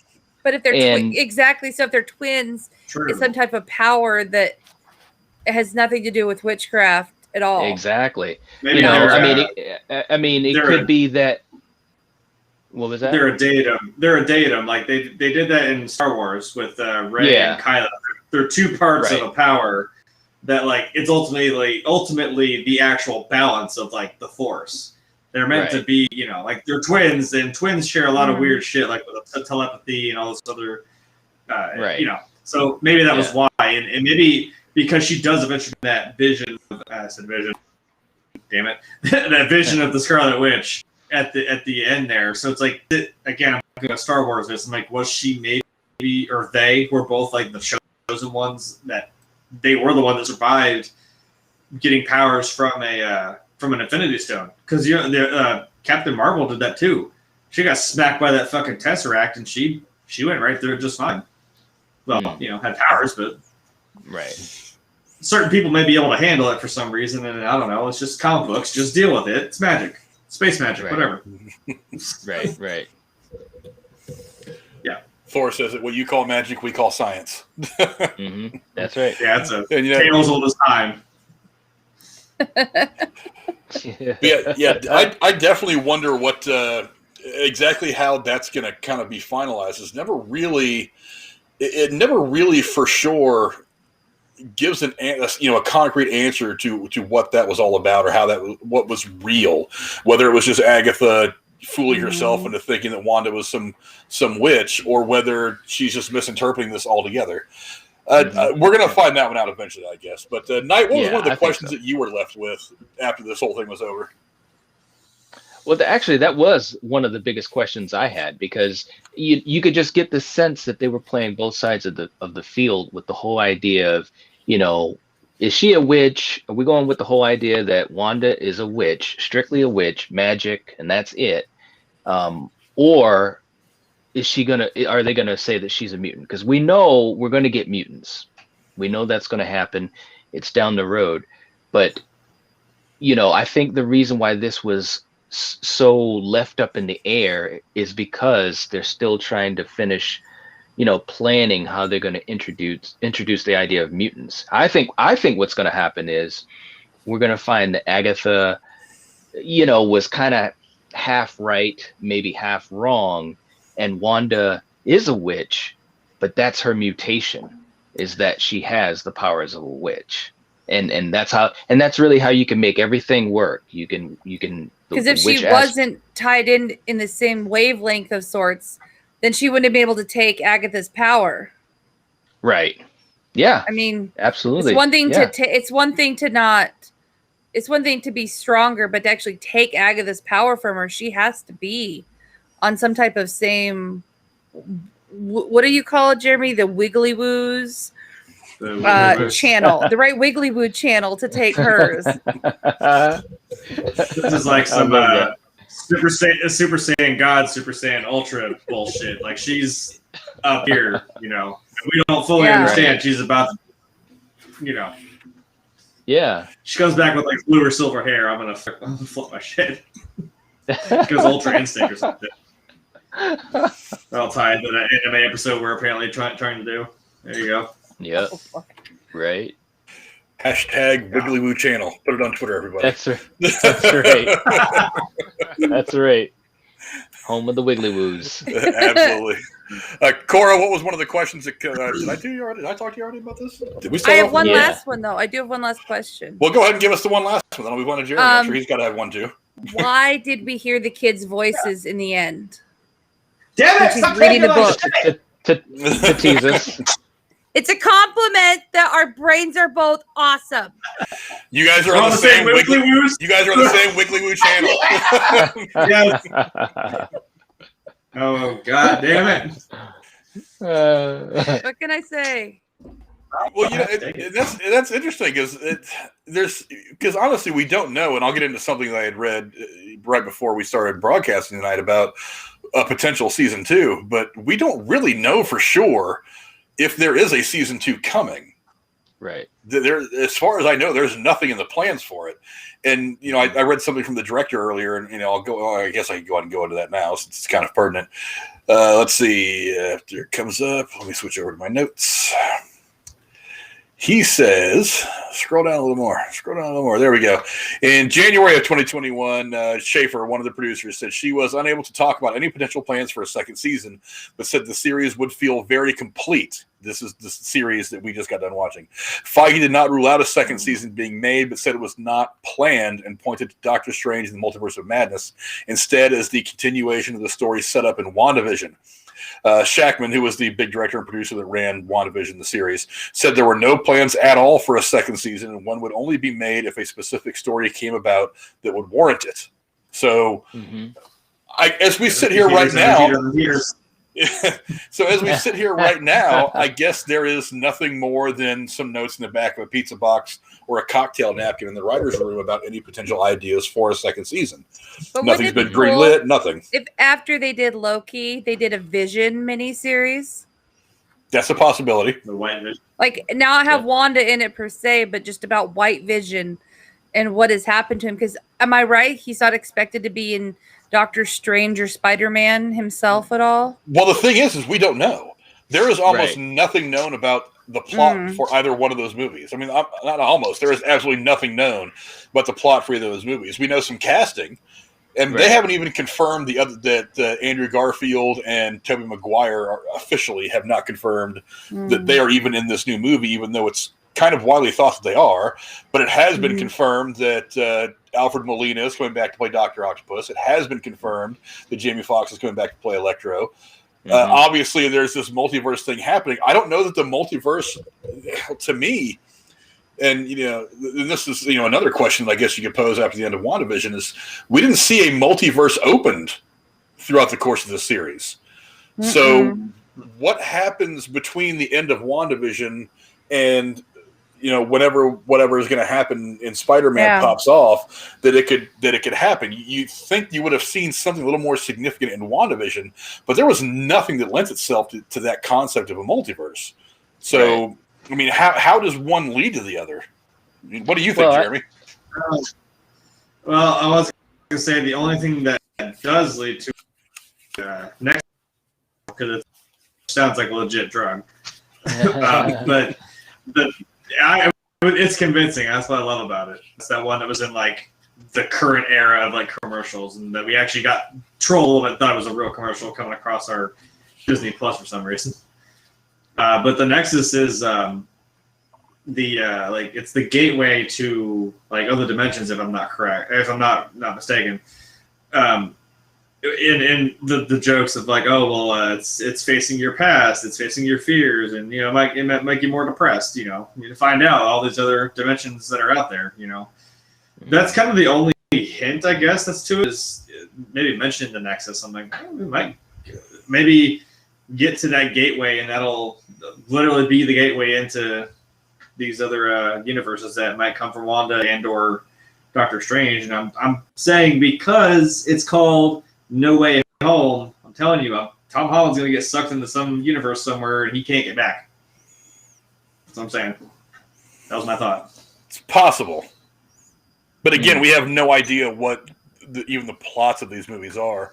I'll go look real quick just to make sure I'm not lying. But maybe something's got released. Maybe. I clearly can't type. I don't ruin things, guys. Is it confirmed that Doctor Strange is going to have Wanda in it? Yes. Or just assumed? Yes, she's filming her scenes in London right now for Doctor Strange and the Multiverse of Madness. So, yes, and also Benedict Cumberbatch is going to be appearing in Spider-Man No Way Home. That's been common knowledge for a while. As far as exactly what, like I said, we have no idea what the plot is.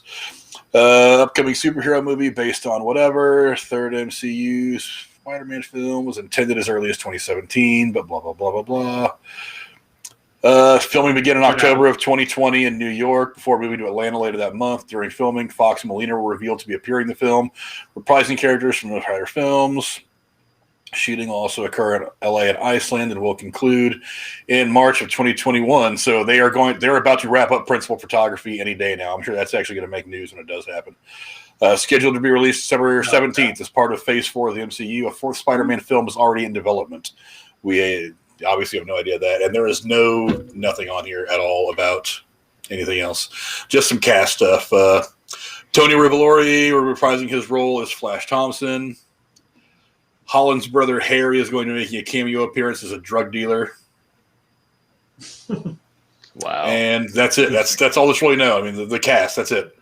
Tom Holland, Zendaya, Jacob Batalon, Marissa Tomei, Jamie Foxx, Benedict Cumberbatch, Alfred Molina. That's it. That's the only cast that's been confirmed. Yeah. No Nick Fury in this, from what I'm reading. You don't know that. Well, I think that's what it's saying right now. I think they're Yeah. holding a lot of stuff they're- back too, and that's kind of how they usually play it. There's going to Well, be definitely there's going to be stuff, and I think that's also why WandaVision ended the way it did, because it's just kind of an open-ended thing. They didn't want to, they didn't have like a big stinger per se, because they gave us so much leading up to that, and there are going to be some people that may not watch WandaVision that are going to go to the movies to see the movies. You know what I'm saying? So I think that that's part of it too. I think Marvel is really smart about trying to, give you enough stuff, but not give you everything, especially because Spider-Man's not coming out until the end of the year, and Doctor Strange 2 is coming out next year. So it's a long ways off. So I think that's another reason why they want us to do exactly what we're doing right now and speculate and try to figure out a way to bridge all this stuff together. And the thing I kept saying is, like, they're not just going to flat out tell us who's in the movies necessarily, because my point at one of the shows was, and I mean, you know, about to probably talk about, is in the movie Seven. They didn't credit Kevin Spacey with being the John Doe character because they wanted that to actually be like a holy shit moment. Right. When you finally see his face, you're like, oh my good God. And it's, you're like, oh my God, and it's Kevin Spacey covered in blood. Right. It's a marketing tactic that they're like, well, we're not going to credit him, so it's that much more of a shock. And I mean, now it's just kind of what goes back in like the 90s that movie was made. Mm-hmm. It's not like it is now, where like what we're doing, like I could just go on IMDb and be like, all right, what's this actor doing? And like you could find something or be like, hey, they were here at this time, or they were here, and you can put the pieces together. Yep. So I get that's part of why the reason they do it now, in the same light. Yep. Absolutely. But do you guys have any other burning questions that are vexing your minds after the wrap up of WandaVision? Are we sure Monica will be the new leader of SWORD? That'd be cool. Well, Or is that like something up in the air? I think Is she that's going to up get a in the job air. offer It is up in the air. up at the It's way moon up in the base air. with the other aliens? Is she going to become the human liaison for? Who knows? Ambassador.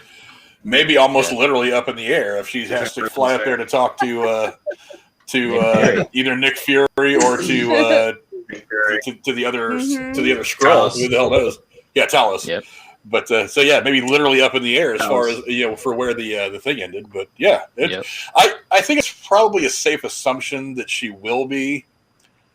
But again, it kind of for one, they probably already have this in prison. Yeah, they're probably already have this all written out anyway. I would imagine that they do. So I'm guessing yes, but I'm not 100% sure. Yeah. You know what I mean? Yep. Yep. We're going to see whenever that comes around. I want to see Nick, But if you go ahead. I want to see Nick Fury purple lightsaber, goddammit. If he's having space with purple lightsaber, I'm going to lose my fucking mind. I think that crossover is asking a bit too much. I mean, there's probably going to be like some blooper because he's going to bring it to set one day just to fuck around, and he's going to do it because I mean, you know what? Hilarious tie-in since Disney does own Star Wars too. Yeah. Then this theory that Mace Windu's alive. It's like because he'd be gone through some shit. You see Mace Windu with an eye patch, he means fucking business, right? You got to eat out that fucking window. He's coming back. Walking in there with his head shaved just like a monk in an eye patch. Right. I would want to mess with him like that. Got a trench coat and a lightsaber. Hell no. He's going to bring the bad motherfucker down on everybody. But something else I want to talk about is there was a certain amount of divisiveness that this series brought on for some reason. For the first part was the first couple episodes. A lot of people thought it was slow, wasn't very exciting, so on. Those were some of the criticisms that were being thrown at the show after the first couple episodes, even really the first 3 episodes. I personally don't think that the people who were levying those criticisms at the show really understood it.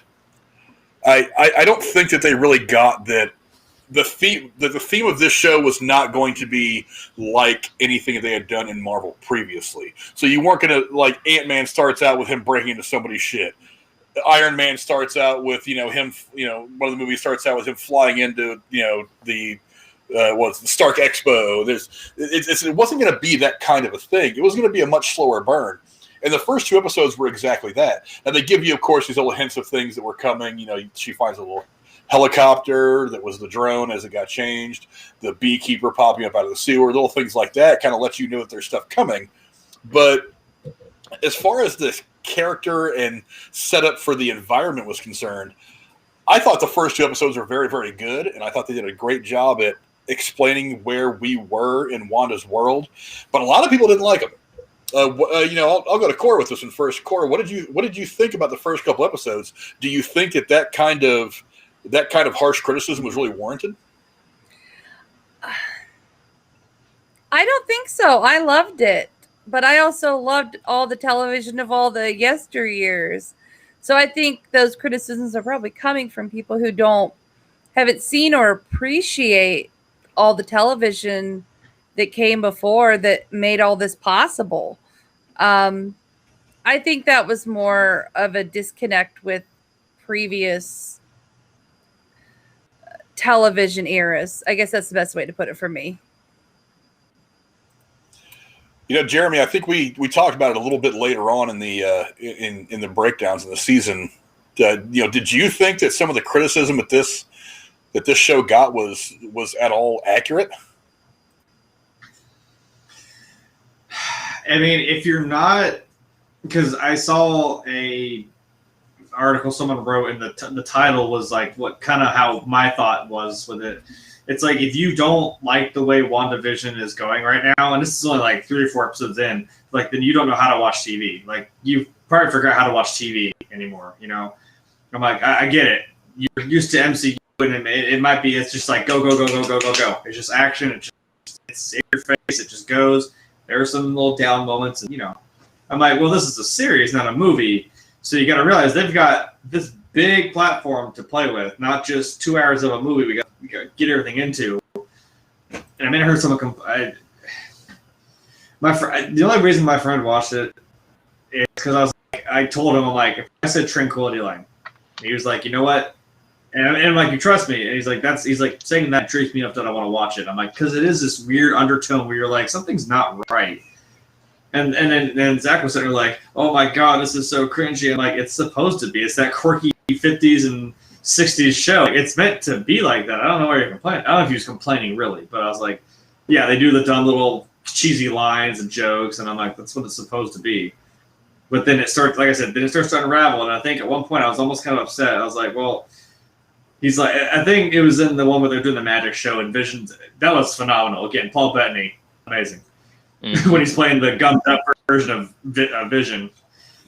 And he's like, Vision did some dumb thing in the show, and it was hilarious. That's one of the best scenes, in my opinion. And he's like, wow, if he had, and he's like, you know what, that did it for me. He was actually laughing. He's like, that did it for me. It was like, I probably would have dropped this show if he hadn't said that. I was like, really? What the fuck? I mean, I don't know. Is it different watching it all? Because I watched it with them again, so I could do this like in a row. I'm like, it's different watching it, but like you said, part of the appeal is watching it every week, because then I was like, this is the same guy that I just said watches The Walking Dead every week. I'm like, why does that not annoy you? It's the same, you have a week and then you got to fucking wait a week again when some other bullshit happens. I don't know why that didn't. He's a big Marvel fan too, so it kind of just, I don't know why. And maybe it's because I love all those eras of TV too, and that's just, I appreciate, because I see what they're doing and I appreciate it, because they, in their own right, appreciate those eras of television that came before as well. Yeah. Knight, what did you think about this divisiveness that existed in a pretty loyal Marvel fan base at this point? Not just over the first couple episodes, but really over the finale as well was actually kind of divisive, oddly enough, even though I thought it was very well done. What are some of your thoughts on that? Well, I think it's just an example of how fandoms can it can be a good thing and it can be a bad thing. And I think everyone, myself included, we're all, a part of that, because you come to expect certain things. You see these little Easter eggs, you see these little clues, and you start to try to figure out where you think it's going to go. Even if it's on a subconscious level, you start to think, okay, well, this probably means this or this means that. And I think you can get lost in that. So, I've heard about some people, they wanted to see, Mephisto or Nightmare or whatever, and they were disappointed that they didn't see that. But my big thing, although, yeah, I was theorizing some of those things too. I tried to not do it, but I did theorize some of that stuff myself. But this isn't the end of the story. We're still going to get this arc carried through another 2 movies. So again, it would not surprise me if some other things are going to happen, some callbacks to the show and so forth. But a lot of people, they really get wrapped up in their expectation over, just enjoying the show for what it is, just a piece of entertainment. And it's a slippery slope. But you see that more and more with today, different fandoms, whether it's Marvel, whether it's Star Wars, or anything. So it's interesting. It's really interesting to sit back and see how it all goes.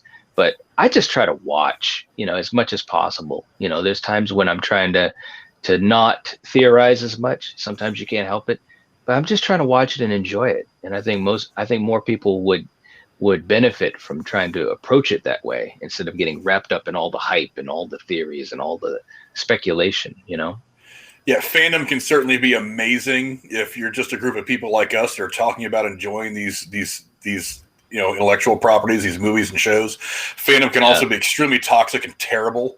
I mean, we saw that in the Star Wars community, after The Force Awakens came out, some of the stuff that Gemma Tran, that the girl, some of the stuff she went through, and just this everybody trying to dictate where the story was going because that's how they wanted it to go. You just sit back and enjoy it and watch it. I mean, we're being given these great stories. Why piss on it like this? Yeah. And the other thing, and we talked about this a couple of weeks ago, is don't let your speculation become your expectation. It's like we all can sit back and read, or watch this TV show and say, I want this character to do this, I want this character to do that. I think it'd be cool if this happened or if that happened. And then we watch the next episode and it didn't go exactly the way we wanted it to go, and then we get kind of depressed. Even though it was awesome, we feel kind of pissed off because it wasn't what we wanted it to be. Sit back and enjoy the show, kids. Enjoy the ride.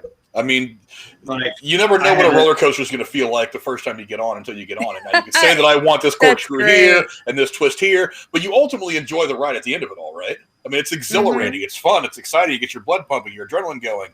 And then at the end, you're enjoying it. You loved it. Same approach. Just stop expecting that Mephisto is going to come in, or that Iron Man's going to come in, or that Superman's going to come in and use his heat ray vision to blow up the Hex or whatever. Just don't stop doing that to yourself. Just sit back and enjoy the ride. What were we getting ready to say, Cora? Yeah, or Jared, sorry. Okay. Do I sound like Cora? No, it makes up my head. This hey, this wibbly woo wavelength is getting kind of creepy now. If I sound like her, she's gonna sound like me now. Yeah, I had to, look. I've been a fan of Star Wars most of my life too, and I, unfortunately, as we've all seen this young face, I obviously grew up with the prequels. Now, I watched the originals when I was a kid. Like, I watched them, and then they took me, the people that babysat me, I watched movies. I loved them. And then, they took me to see episode 1 when it came out in 99, and I was like, I didn't really, maybe because I was a kid, but, I didn't really hate them, and I was and then as I got older, I was kind of like, that was bad. So I was excited when the sequels came out, and I was like, okay, Force Awakens, not bad. All right, we're going somewhere with this. And then Last Jedi came out, and then everyone's like, and I was like, it's, you know what, I'm holding on. It's a rule of 3. There's no one going to come out. And I'm like, and when it came out, I wasn't as disappointed. I thought it was still good. I'm like, it's Star Wars now, guys. I mean, maybe in a new light, 5 years down the line, we're going to look at it again. And, I had to defend it. I'm like, yeah, you don't see what everyone's got pissed off about Luke Skywalker. I'm like, but you got to understand, to him, someone that got built up to that level, and he felt like, that's not who I am. You know, I'm like, did you not understand that was his character? Yeah, he threw the lightsaber over the fucking shoulder, and that was kind of, it shocked me. I was like, whoa, okay. It kind of felt like a middle finger because I'm like, we left off on what could have been a cool moment where she gave him the lightsaber, and the first thing he fucking does is just chuck it over his shoulder. I'm like, oh, okay. I waited what, like 2 or 3 years just to see him do that, but then I was kind of like, when you see it unravel, I'm like, okay, I kind of get why he did that. I don't know. It's just like you don't really seem to delve into it. Maybe like I do. Maybe that's why. Because sometimes I shut my brain off and just fucking watch, you know, Obi-Wan and Darth Maul going the fuck at it with that flashy ass choreography. This is cool as hell. This is Star Wars, you know. You killed my boy Liam Neeson. I'm mad. Still hurts. That part pissed me off when he tosses the lightsaber over his shoulder. That part just infuriated me. Yeah, it was. I get it, but it made me upset too. But I was kind of like, yeah, I get it. He doesn't feel like he's the legendary Luke Skywalker that everyone puts him up to be. So I get it. I don't know. I delved into it more than most people did, I guess. I don't know. Yeah, well, we've talked about the theme, we've talked about the great casting, we've talked about the divisiveness, we've talked about 5 questions. Now I think it's about time we get to the point where we start to wrap this whole thing up, and we go into some of our final thoughts. And we'll start with you, Cora. What are some of your final thoughts about just the show as a whole and where the MCU is going to be going in the next, I don't know, let's say year and a half, 2 years? I don't think I know enough. I'm still catching up on the movies. I think that overall the series was fantastic, and I'm really glad I watched it. I'll be rewatching it again. My husband hasn't seen it yet. He wants to watch it 1 through 9, and we're going to do it like next weekend in 2 days. I don't know where MCU is going. I really don't, but I have hopes that it's going to go really cool places. So, and I hope they take this success of WandaVision as a jumping off point for maybe using an existing character to maybe bring in new characters that aren't in the comic book. I don't know. Maybe just doing less movies and more miniseries is going to be the future, and I like that potentially. That is something they're going to be concentrating on a lot as they move forward. They're still definitely going to be doing the cinematic stuff, but some of these characters from the OG, from the first, second, and third phase, are going to be getting a lot of love on Disney Plus. We got the Hawkeye thing coming out, and as well as Jeremy, something that you're probably going to mention is Falcon and Winter Soldier comes up on Friday. I think it's the first episode of Falcon and Winter Soldier. We'll be breaking that down Monday as well. You and your damn segues, right? Me and my segues. It's a professional skill you have to have if you want to broadcast shit like this, okay? Get used to it. but your final thoughts on some of the stuff that's coming? Yeah, I don't think I don't think Falcon and Winter Soldier may have a whole lot to do with it, but it'll probably just be its own thing in its own right. And I know I've seen some people say like, oh, it's just going to kind of be more of the action-y, maybe kind of spy thriller type thing, and that's fine with me. I'm cool with that. As for like WandaVision, or where we're going from here now, maybe we see this multiverse open up because there is something. I think Aaron mentioned it about the kids and like Mephisto. I'm like, that could be why she heard them, but this might. I'm quite literally, this may open a lot of doors. Some other stuff, which would be exciting as hell. As my boy Rolf said in Ed, Ed, and Eddie, life has many doors, Ed boy. I'm leaving it on that. Life does have many doors. Knight, give me some of your final thoughts, man. Where are some of the things you think might be coming in the MCU in the next couple of movies? Well, this is obviously setting up a lot of different things. It's setting up, Spider-Man and Doctor Strange, those movies. It's setting up Wanda, going from here on and past those movies. It's setting up White Vision. It's setting up Monica Rambeau, and when she's in Captain Marvel 2, so that'll have some things that'll, transfer to Captain Marvel's character. I think that it also is, kind of like Cora was saying, the jumping off point for these streaming shows and the blueprint to take, some of the characters that didn't get enough screen time in the first couple of phases and to flesh them out. Because right now, if you really think about it, Wanda has gotten fleshed out just as well as any character in any of the movies. I mean, Oh, so much so in this series. Yeah, we now really seen a lot about her as a character. So these streaming shows, I think, is a great opportunity for these characters like her and Vision, Hawkeye coming up. They're also going to do Armor Wars with Don Cheadle.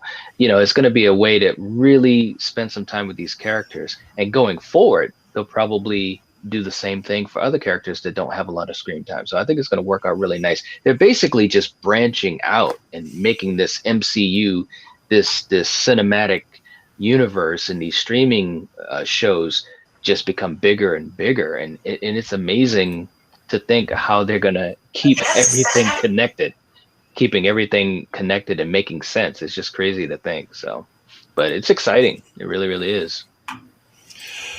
Yeah, I have no idea how connected this is going to be with everything else, but I mean, just looking at some of the stuff that's coming up, we've got Falcon and Winter Soldier drops the 19th. I don't think Falcon and Winter Soldier will be directly connected to too much of WandaVision, but it's definitely going to be its own entity. You might get a little bit of callback to maybe smaller things that have happened, but I don't know.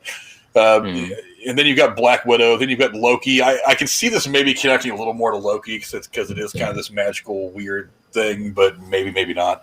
But then you've got Shang-Chi. You've got the What If series, which is kind of going to be its own contained thing. Then you got Miss Marvel, the Eternals, and the Hawkeye series coming out in November.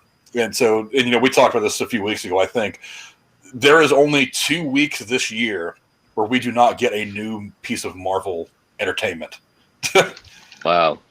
So we went from feeling blessed that we were getting, 2 or 3 movies a year to we literally have, out of 52 weeks, we have 2 weeks in the calendar year 2021 that we are not getting a new piece of Marvel. And that does not include other movies that we're getting that aren't involved in this universe. There are other things. That's not including Spider-Man because it's technically Sony. That's not including anything DC is going to give us over the course of next year. It's not including the CW and some of the stuff they're doing, and I'm way behind on my CW stuff. There's so much out there that we're going to be able to enjoy over the course of the next year. And it's a good time for it too, especially with theaters reopening and stuff like that. It's going to be a great time for some of this stuff to hit. As far as where the MCU is going to go, who the hell knows? Like I said, in Feige I trust. The guy's done no wrong with this thing just yet. I mean, I'm not a big fan of the Thor standalone stuff, for a lot of reasons. I don't think they've really used the mythology the way that I would like to have seen them do it. But but if that's the worst that they can do, those movies are still tremendously entertaining and hilarious. It's I love the comedy in the Ragnarok one. Yeah. Yes. The Goldblum moments and the subtle references that it's just like, and the funny playing of music like they do in Guardians of the Galaxy with old pop music and I have those in my room. I have a cassette player for that fucking reason. I've got both. I need to put those up there. I'm gonna put those Walkmans up there eventually with both. Boy. I have both awesome mixes. Don't at me right now. There's gonna be a third one left, but I fucking get it. I'm mad that I broke the damn. I'm mad that I broke the damn thing, but it's fine. Just the clip on the back. I'm too thick. I'm sorry. I sat down and this ass just broke it. My bad. No judgment. No judgment. Right. I will judge the hell out of Jeremy. I've known him for too long. I can break his balls all I want. But yeah, I mean, but what's coming, I don't know. Like I said, I'm just along for the ride, and I'm enjoying it. It's Kevin Feige's barbecue, and it tastes good, man. You know what I mean? Absolutely. I can't complain about any of this stuff. But so really, just that's it. That's WandaVision wrapped up. Episode 9. Just 9 episodes of real awesomeness, and I think it's really funny that they were talking about, after Endgame came and went, they were talking about superhero movie fatigue. It's like, are people finally going to get tired of superhero movies? Mm-hmm. Are people, now that we've hit the crescendo of this Infinity Saga, Thanos has been dealt with, and all this, is there going to be a big letdown? What could Marvel possibly do? And then, and maybe part of it's kind of this weird circumstance that the pandemic put us in, not being able to go to theaters, not being able to see a lot of new stuff for a lot of the last year. Maybe WandaVision hit a lot harder than it might have had we not been dealing with that, but it certainly was the piece of entertainment that we needed coming out of everything we've all dealt with for a lot of the last year. And it's nice to know that we have so much great stuff coming to us. We're getting to the point. We're on the back nine of this whole pandemic thing. Hopefully, in the next 6 months or a year, it's all going to be behind us, and we can get back to what we call normal as human beings, anyway. And this is a great place to start a show like this. I don't envy Falcon and Winter Soldier at all for having to follow up WandaVision. I mean, again, that was just a fabulous piece of storytelling. But again, it's Kevin Feige, and just when we think that he's running out of tricks, here's a whole other bag full of tricks, and he just dumps them right on top of our heads. So I'm really eager to see what that's going to be. Again, its own kind of theme. It's going to be a spy piece, a little bit of James Bond mixed in with some actiony stuff. I'm ready for it. I'm all about it, and I can't wait to watch that when it drops on Friday. Not to mention all the other stuff that Marvel's got coming to us over the course of next year. The biggest thing I'm looking forward to is Shang-Chi. I'm really interested in Shang-Chi. It's a character that I don't know a whole lot about, but I didn't know a whole lot about Guardians of the Galaxy when they decided to make a movie of that either, and that worked out fantastic. So I'm really eager. And to top it off, we're actually supposed to get the real Mandarin in Shang-Chi, which was one of the... I just know who that is now because I've been watching the movies. Oh, God, that was the part of life that pissed me off the most. I know. Yep. I'm the Mandarin. I'm like, damn it. That was the part that pissed me off the most. That used to be the biggest troll they ever did on us. Absolutely. And Evan Peters walked his sweet ass on set. Boom. Yeah, he did. But as we say goodbye, Miss Cora, where can the folks find you on social media? I'm on Twitter. There you go. She's on Twitter. I'm pretty private, but she's on Twitter. She's on here all the time, and she's occasionally over on the Derailed podcast, which you can find the link to that in the description below as well. And I'm now a prosecutor. I am now a prosecutor with one trial win under my belt. Yes, you are. For those of you who don't know, you can go. Casey. Yeah, go jump onto the Patreon for the Derailed podcast, and you can see her successfully prosecute Casey for cheating in a toilet paper unraveling event. Jeremy, where can the folks find you across every platform? All of them. I put what? Jeremy's.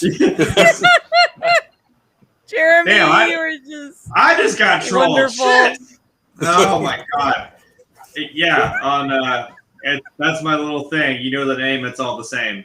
I'm on fucking everything. You send me a message on TikTok, I'll probably I may not answer it, whatever. Twitter, Twitch, I'm trying to get this. Hey, trying to get this. I may not answer. I'm a millennial with a lot of anxiety and shit. So. It's just gold. Oh, man. It's gold. Someone said I should be a comedian, and I'm like, I know I have the timing for it. And he may not even answer you on social media, but you should know very few people have his phone number anyways. So he's a very elusive creature, this one. This is going to be my final form. You got to be in the circle. You got to be in the circle if you want Jeremy's phone number. Right? Hey. I'm so sorry. I couldn't help it. Oh, God damn it. Breaking Jeremy's balls is a pastime amongst all of us. It's going to come back, I'm telling you what. I know. I'm expecting it too. I'm good with that. And then there's the man himself, Knight, the leader of the Nightwatch Zone. What is going on, my man? Tell us about some of the stuff you got coming on your channel. Oh, man. We've been trying to juggle around so many of the ideas that we're doing. We just finished going through the Friday the 13th series tonight, right before this show. And next week, we're going to kind of do kind of like this show, kind of like an end of the celebration of the franchise. We're going to rank the franchise and embark on probably another series after that for Monday nights. This Wednesday night, we're supposed to be talking about An American Werewolf in London. And good movie.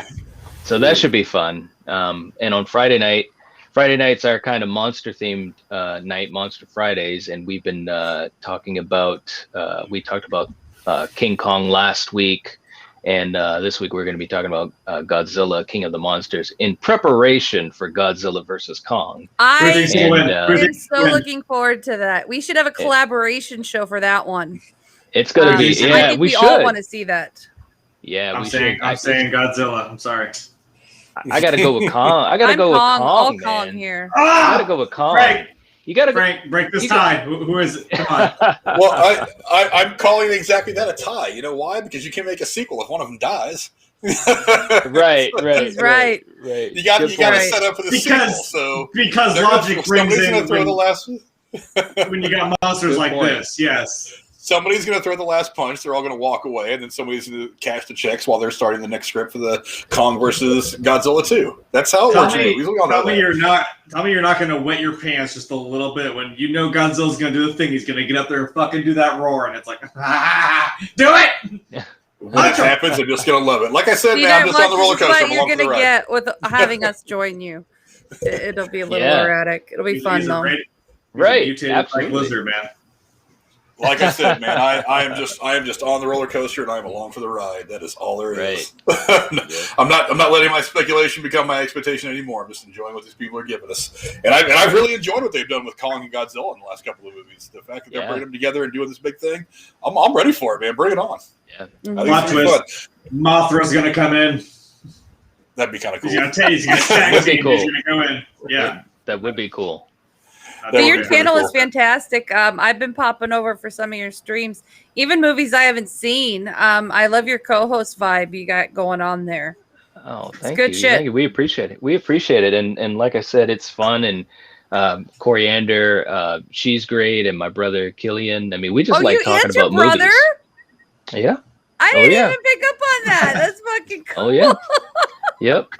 And that's really how we came up with the idea of the channel. Me and him, we've talked movies since we were little kids. Our parents were huge into movies, so we've always talked about movies. And even some years ago, we used to talk about it, and we would say, "Well, geez, we need to be on YouTube like some of the people that talk about movies." And it just never happened. And one day, I told him, really, the pandemic and the quarantine is a big part of it. Right. And I said to him, I said, I've got a lot of time on my hand. I'm lucky enough to still be able to work, but I've got extra time.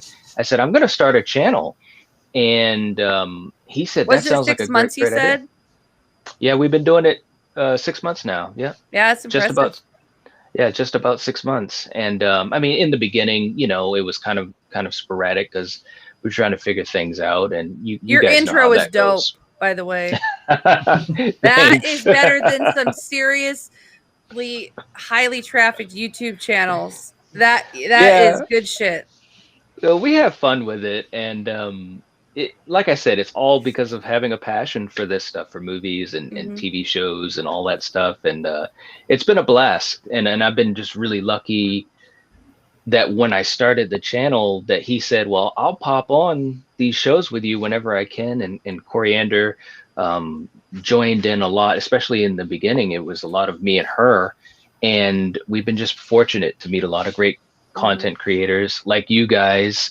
We've had a lot of support from within the community. And we've been able to have some people on as guests. I've been able to be on some shows like tonight, and it's been fun. I would have never thought, like I said, 6 months ago. How did you find him, Frank? Much the same way I found Drew. I was just popping around YouTube one day and stumbled across this channel and watched it. I'm like, this is pretty cool. I kind of like their vibe, what they got going here. Smaller channel like us, just doing it to talk about movies. And that's, I mentioned earlier that part of film fandom, it's part amazing and part toxic. This is the part that makes it amazing. Just being able to, Cora, who I've met fairly recently through Drew's show, but I mean, Jeremy, who I've known for years. Actually, that's kind of where this show started. Is that I was going to say, used to work together. Yeah, me and Jeremy used to work together. And we were kicking around this idea of just maybe not just movies, just kind of like general discussion stuff. And then, Jeremy went on to work for their company. And then, but we obviously had stayed friends and all that. And then kind of the idea just kind of fell off because we were just busy doing our day-to-day stuff. And then my buddy Aaron came to work. I did. And then my buddy Aaron came to work at that location. And he kind of, him being into a lot of the same stuff that we are, the movies and all that, kind of rekindled the idea. And then just finally over time, I was like, screw it. It's just time for me to shit or get off the pot. So I went in and got some cameras and a couple of microphones and opened some YouTube accounts and was like, okay, let's start recording. And I'm pretty fortunate that I've been able to I've settled on a pretty good crew with Cora and Jeremy. And here's the thing, I wouldn't even be here if it hadn't been for the election, because Drew did the show about the election debate stuff, and then you and I had such a good conversation, and you were doing a live stream, and I joined you, and you were short a co-host. He said, well, you've been on the show before. I know you don't know much about what we're talking about. Do you want to join in? And I told Dan, I'm like, I don't know if I know what it's about, but Frank's a great guy. I love talking to him, so I'm just going to hop on and see what the fuck happens. Yeah. And now we're here. That was her basis. He seems all right. Yeah. He can stand up straight. We'll throw him out there. It's like, I would not have even watched WandaVision if I hadn't been for me joining you on that live stream in October, and it's just it's been wonderful. Yeah, it's just funny how things come together, but like I said, this is that part of fandom that is the most enjoyable. You just get a bunch of people together talking about movies and having a good old time, and this is the great thing about it. So, and I'm not focusing so much on growth as much as I am just trying to make sure I'm putting out good content. I'll focus on growth when the time comes to where I need to focus on it. But I mean, it's. Yeah, no, I'm just working on it. And, like I said, I've got good people together, Cora and Jeremy and, Aaron when he gets a chance. And, when I want to talk sports, there's this young kid that I've known since he was in junior high. I coached his brother in baseball, and he's actually a journalism major at Ohio State University. So whenever I want to talk sports or anything, I call him. We actually live streamed the first round of the NFL draft last year. Nice. And we may end up doing something similar. I have to get a hold of him and see if he wants to do it. But, so if I want to talk sports, I've got him and guys like the Deity from over the Derailed podcast and stuff that can come talk sports. And so, sports, you guys just hit over like 800 subscribers tonight?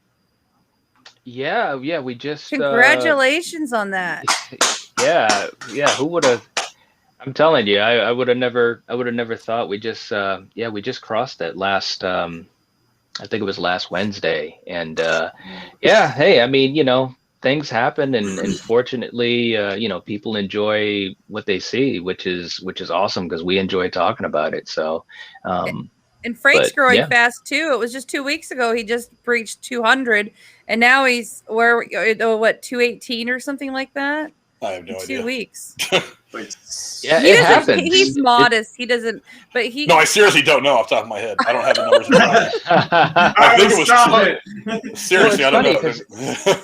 It happens when you least expect it, and next thing you know, you've jumped up a handful or a dozen or a couple, and when you broadcast on a regular basis, like you guys do, and like what we do. Time just goes, you know what I mean? And you're building up a library of work. So I think that, like you were saying, Cora, it'll happen. It happens to a lot of content creators like ourselves, because we just keep on doing what we're doing. We have a passion for it. So people will find you. Like I'm trying to detach and do my thing, which is the gaming, and I'm like, see, if I bring in something from that, and then I'm like, hey, check it out. I'm on this fuckery that goes on every Monday and Friday too. We're fuckery, right. Frank. Did you hear that? We're fuckery. I've been called way worse. I'll take it. Right? True. You're welcome. We're at 216 right now. 216 is what we're at. I just looked. Yeah. Yeah. And the thing is, you got new Patreon people today too, or yesterday. I mean, it's slow and steady, but better slow and steady than having a huge climb and then the interest dropping, I think. Yeah. That was my plug. I agree with that. There was his plug. Go watch Grim Tuesday. Subtle. Yeah. There he is. Grim Tuesday on Twitch. Do you actually have a YouTube channel, Jeremy? I have a YouTube Or is it a Twitch account. thing? It's more of a Twitch thing, because again, if we're just going to keep running this purple theme into the damn ground, yes. I have a Twitch. Well, didn't you say we were going to stream on Twitch sometime, Frank? Actually, we streamed on Facebook and Twitch today. Oh, that's right. I didn't advertise it a whole lot because I wanted to make sure the shit was going to work the way I wanted it to. But yes, we had one viewer on Twitch. Nice. which does not surprise me because I didn't advertise it anywhere. I just kind of put it up there, and I'm hoping people will find it naturally. But we had one viewer on Twitch, and I streamed it to my personal Facebook page in case anybody was watching, but I don't think anybody did. But I don't do a lot of Facebook Live stuff, so I don't think anybody's looking for it. I do a yearly thing on fucking Facebook Live, and it's the dumbest thing ever. It's the funnest thing Oh, ever. I want to tell you, PSS said if you do the NFL draft show, he wants to be there if you do that again. I need to reach out to I need to reach out to Jake and see if he wants to do that. I don't think he'll mind. I know he's actually, last year was easier because it was right around the time that they were closing everything. So he was in town from school. So he just came over and we set up a table and we both did the thing from my house. But I'm sure he could probably jump in on his computer and start and actually get involved. Yeah, he's a really smart kid, and I'll give him a plug real quick. I follow, you should follow him on Twitter as well. He's a young sports journalism major at Ohio State University. He writes for the Lantern, which is the Ohio State newspaper. He also has been writing for all kinds of stuff. I know there's a lot of wrestling fans in the audience, the community that I'm a part of with Drew over at Derailed. There's a lot of big wrestling fans. He was doing a lot of wrestling and MMA stuff while sports was kind of on a bit of a hiatus in the last year. So yeah, definitely go check him out on Twitter. Read some of his stuff. One of these days, he's going to be working for ESPN, and he's going to have me to thank for all that because I was plugging him on YouTube. There we go. You heard it here. But we may end up doing the first round of the draft again. TSS says that he wants to see me do it. I might. Maybe I'll get Deity and some other sports fans in on that. I know Jeremy's not a huge sports guy, so maybe he'll take that show off. No, but that's where you lost me. I'm gone. Me too. If it's not video I'm out games, the door there. It's not video games. I don't know. I could find some sports-minded people. Which I might plug myself again. I've had this idea in my head that I've been rolling around. I might do my own show, like kind of like this, but with video games. Like I had a whole setup of like what I wanted to do with it. Well, we know some people from Drew's show who are big into video games that might be interested in joining you or interviewing for co-hosting. That's fine with me. I have a. One is almost as annoying as you are, but you know. There can be only one, and it's my show. I'm just talking with you. Not allow it. Will not allow this fuckery in my own show. But I know. And all jokes aside, Jeremy, I like bantering with you, and I like your brain and how sometimes we pick the same things and don't know it. And yeah, that's part of the fun. Frank's got a good thing going here, and I like being a part of it. Yeah, we tell Frank, and he just sits there and giggles to himself, knowing what the crossovers are going to be. He doesn't tell us, like a bastard. I would much rather the surprise be out there on camera for everyone to enjoy. Yeah, right. Yeah. So you get these, you know. Yeah, there's a reason why we don't have money because of that. I'm just like, fuck, like that. They're with the money. We've taken up enough of your guys' time tonight. Thank you for everybody who was in here. My son Max was in here earlier, but I'm sure he's long gone to bed by now. Alex was in here for a while. Cora was going back and forth with him. Coda from Coda's Gaming and Podcast. What is going on, Fuck you, Coda. TSS, what's going on, my man? Yeah, TSS, I'll DM him tonight and see if he wants to do something for the draft because I think that'd be a fun thing to do. And thank all you guys for, off the top of my head, I have no idea. It's next month. That's all I know. Oh, okay. So it is coming up then. It's coming up very soon. But thanks to all of those of you who watched. Again, most people on YouTube, one person on Twitch stopped in, and nobody on Facebook because apparently nobody I'm friends with on Facebook likes me enough to watch my show for 5 minutes. But I shared it. I tried. I'll get over that. I'm shallow. That's one of the nice things about being shallow. Thank you, Knight, for coming in tonight, man. It was really, really great having you here. Definitely go check his stuff out. His link is in the description down below. Mr. Solitary Man just jumped in. I know it's okay you joined at the end. That's all right. We're going to be on here every Monday and every Thursday doing our stuff. Next Monday, what are we talking about on Thursday again? Thursday is the Guilty Pleasure movies. Pleasure. There we go. Yes. We're not talking about porn, by the way. No porn. It's not guilty to watch porn. I feel no guilt I at all to watch am porn. a grown-ass man. Okay. But thank you, Mr. Solitary Man, for popping in, even though it's at the end. You can go back and watch the replay all you want. Also, don't forget, and then here's Jeremy's favorite part since we're getting ready to walk out the door. I'll plug the Patreon real quick, even though I don't have the graphic. For just $5 a month. In the chat. If you support us on Patreon for just $5 a month, you can win $25 in movie tickets to the theater of your choice. And that's not to help the movie production companies make a bunch of money. That's to help the people who are working at the theaters right now as we're coming out of this pandemic. It's really important to go there, buy a soda, buy some popcorn at the concession stand, help support the jobs of these kids that are working there, the people that are managing is trying to feed their families. It's important to get out there and try to support them as we come out of this whole pandemic. That's the whole point of the thing. Not to help us make any money necessarily, but to kind of spread it out amongst the fandom crowd that we love to be a part of so much. So thank you all for hanging out with us tonight. Cora did put the Patreon link in there if you guys are interested in signing up. And the first Thursday of every month is when we give away the $25. And he gave away. He did send off his today. So I did. I finally got around to sending him off to Casey today. So he does do it. So yes, I do actually do it. But yes, go see a movie on us. Go see a movie on us. But again, thank you to everybody who watched. Thank you to all my great co-hosts. You have a donation tonight. too, by the way. Oh, I do. Oh, see, I like how people wait till the very. I even closed out stream elements because I thought there was nothing else coming in tonight. Now I'm gonna have to go back into stream elements and look. If it's okay, we'll give you a shout out on Thursday too. I'm gonna do it right now, real quick. What the hell? Stream elements. Go into stream elements, damn it. I'm working. You're gonna answer my message. I messaged you about my issue with Thursday. We may have a small issue with that. I'll figure that out on Thursday. That's fine. That's fine. I just want to see the Snyder Cut, okay? Let me go look at it real quick. Activity feed. I got to work this stuff out so I can have it on there. Yes, it was actually, let's see. I got to open it up now. Dallas tipped up $4.20. Actually, I think that is Mr. Solitary Man who said he donated $4.20 to the link in the description. Thank you so much for your donation of $4.20. I'm hoping to get TSS to get us some gifts made up that are kind of movie fun specific for the channel. I had a couple that we had going on Streamlabs because Streamlabs is being such a pain in the ass. I decided to move over to Stream Elements, and I think the interface here is going to be a lot better. We need to get a GIF of Casey unrolling the toilet paper and falling and make that the cheater dono. Yeah, we could. but thank you so much, Dallas, for supporting the channel. We really do appreciate that. We hope that you come back and watch more of our videos as we go on down our YouTube journey. But yeah, so that's all for us tonight. Thank you guys very much for joining us as we discussed WandaVision, the whole season that was. And we will see you guys later on. Good night. Good night. Bye. Stay and neuter your pets.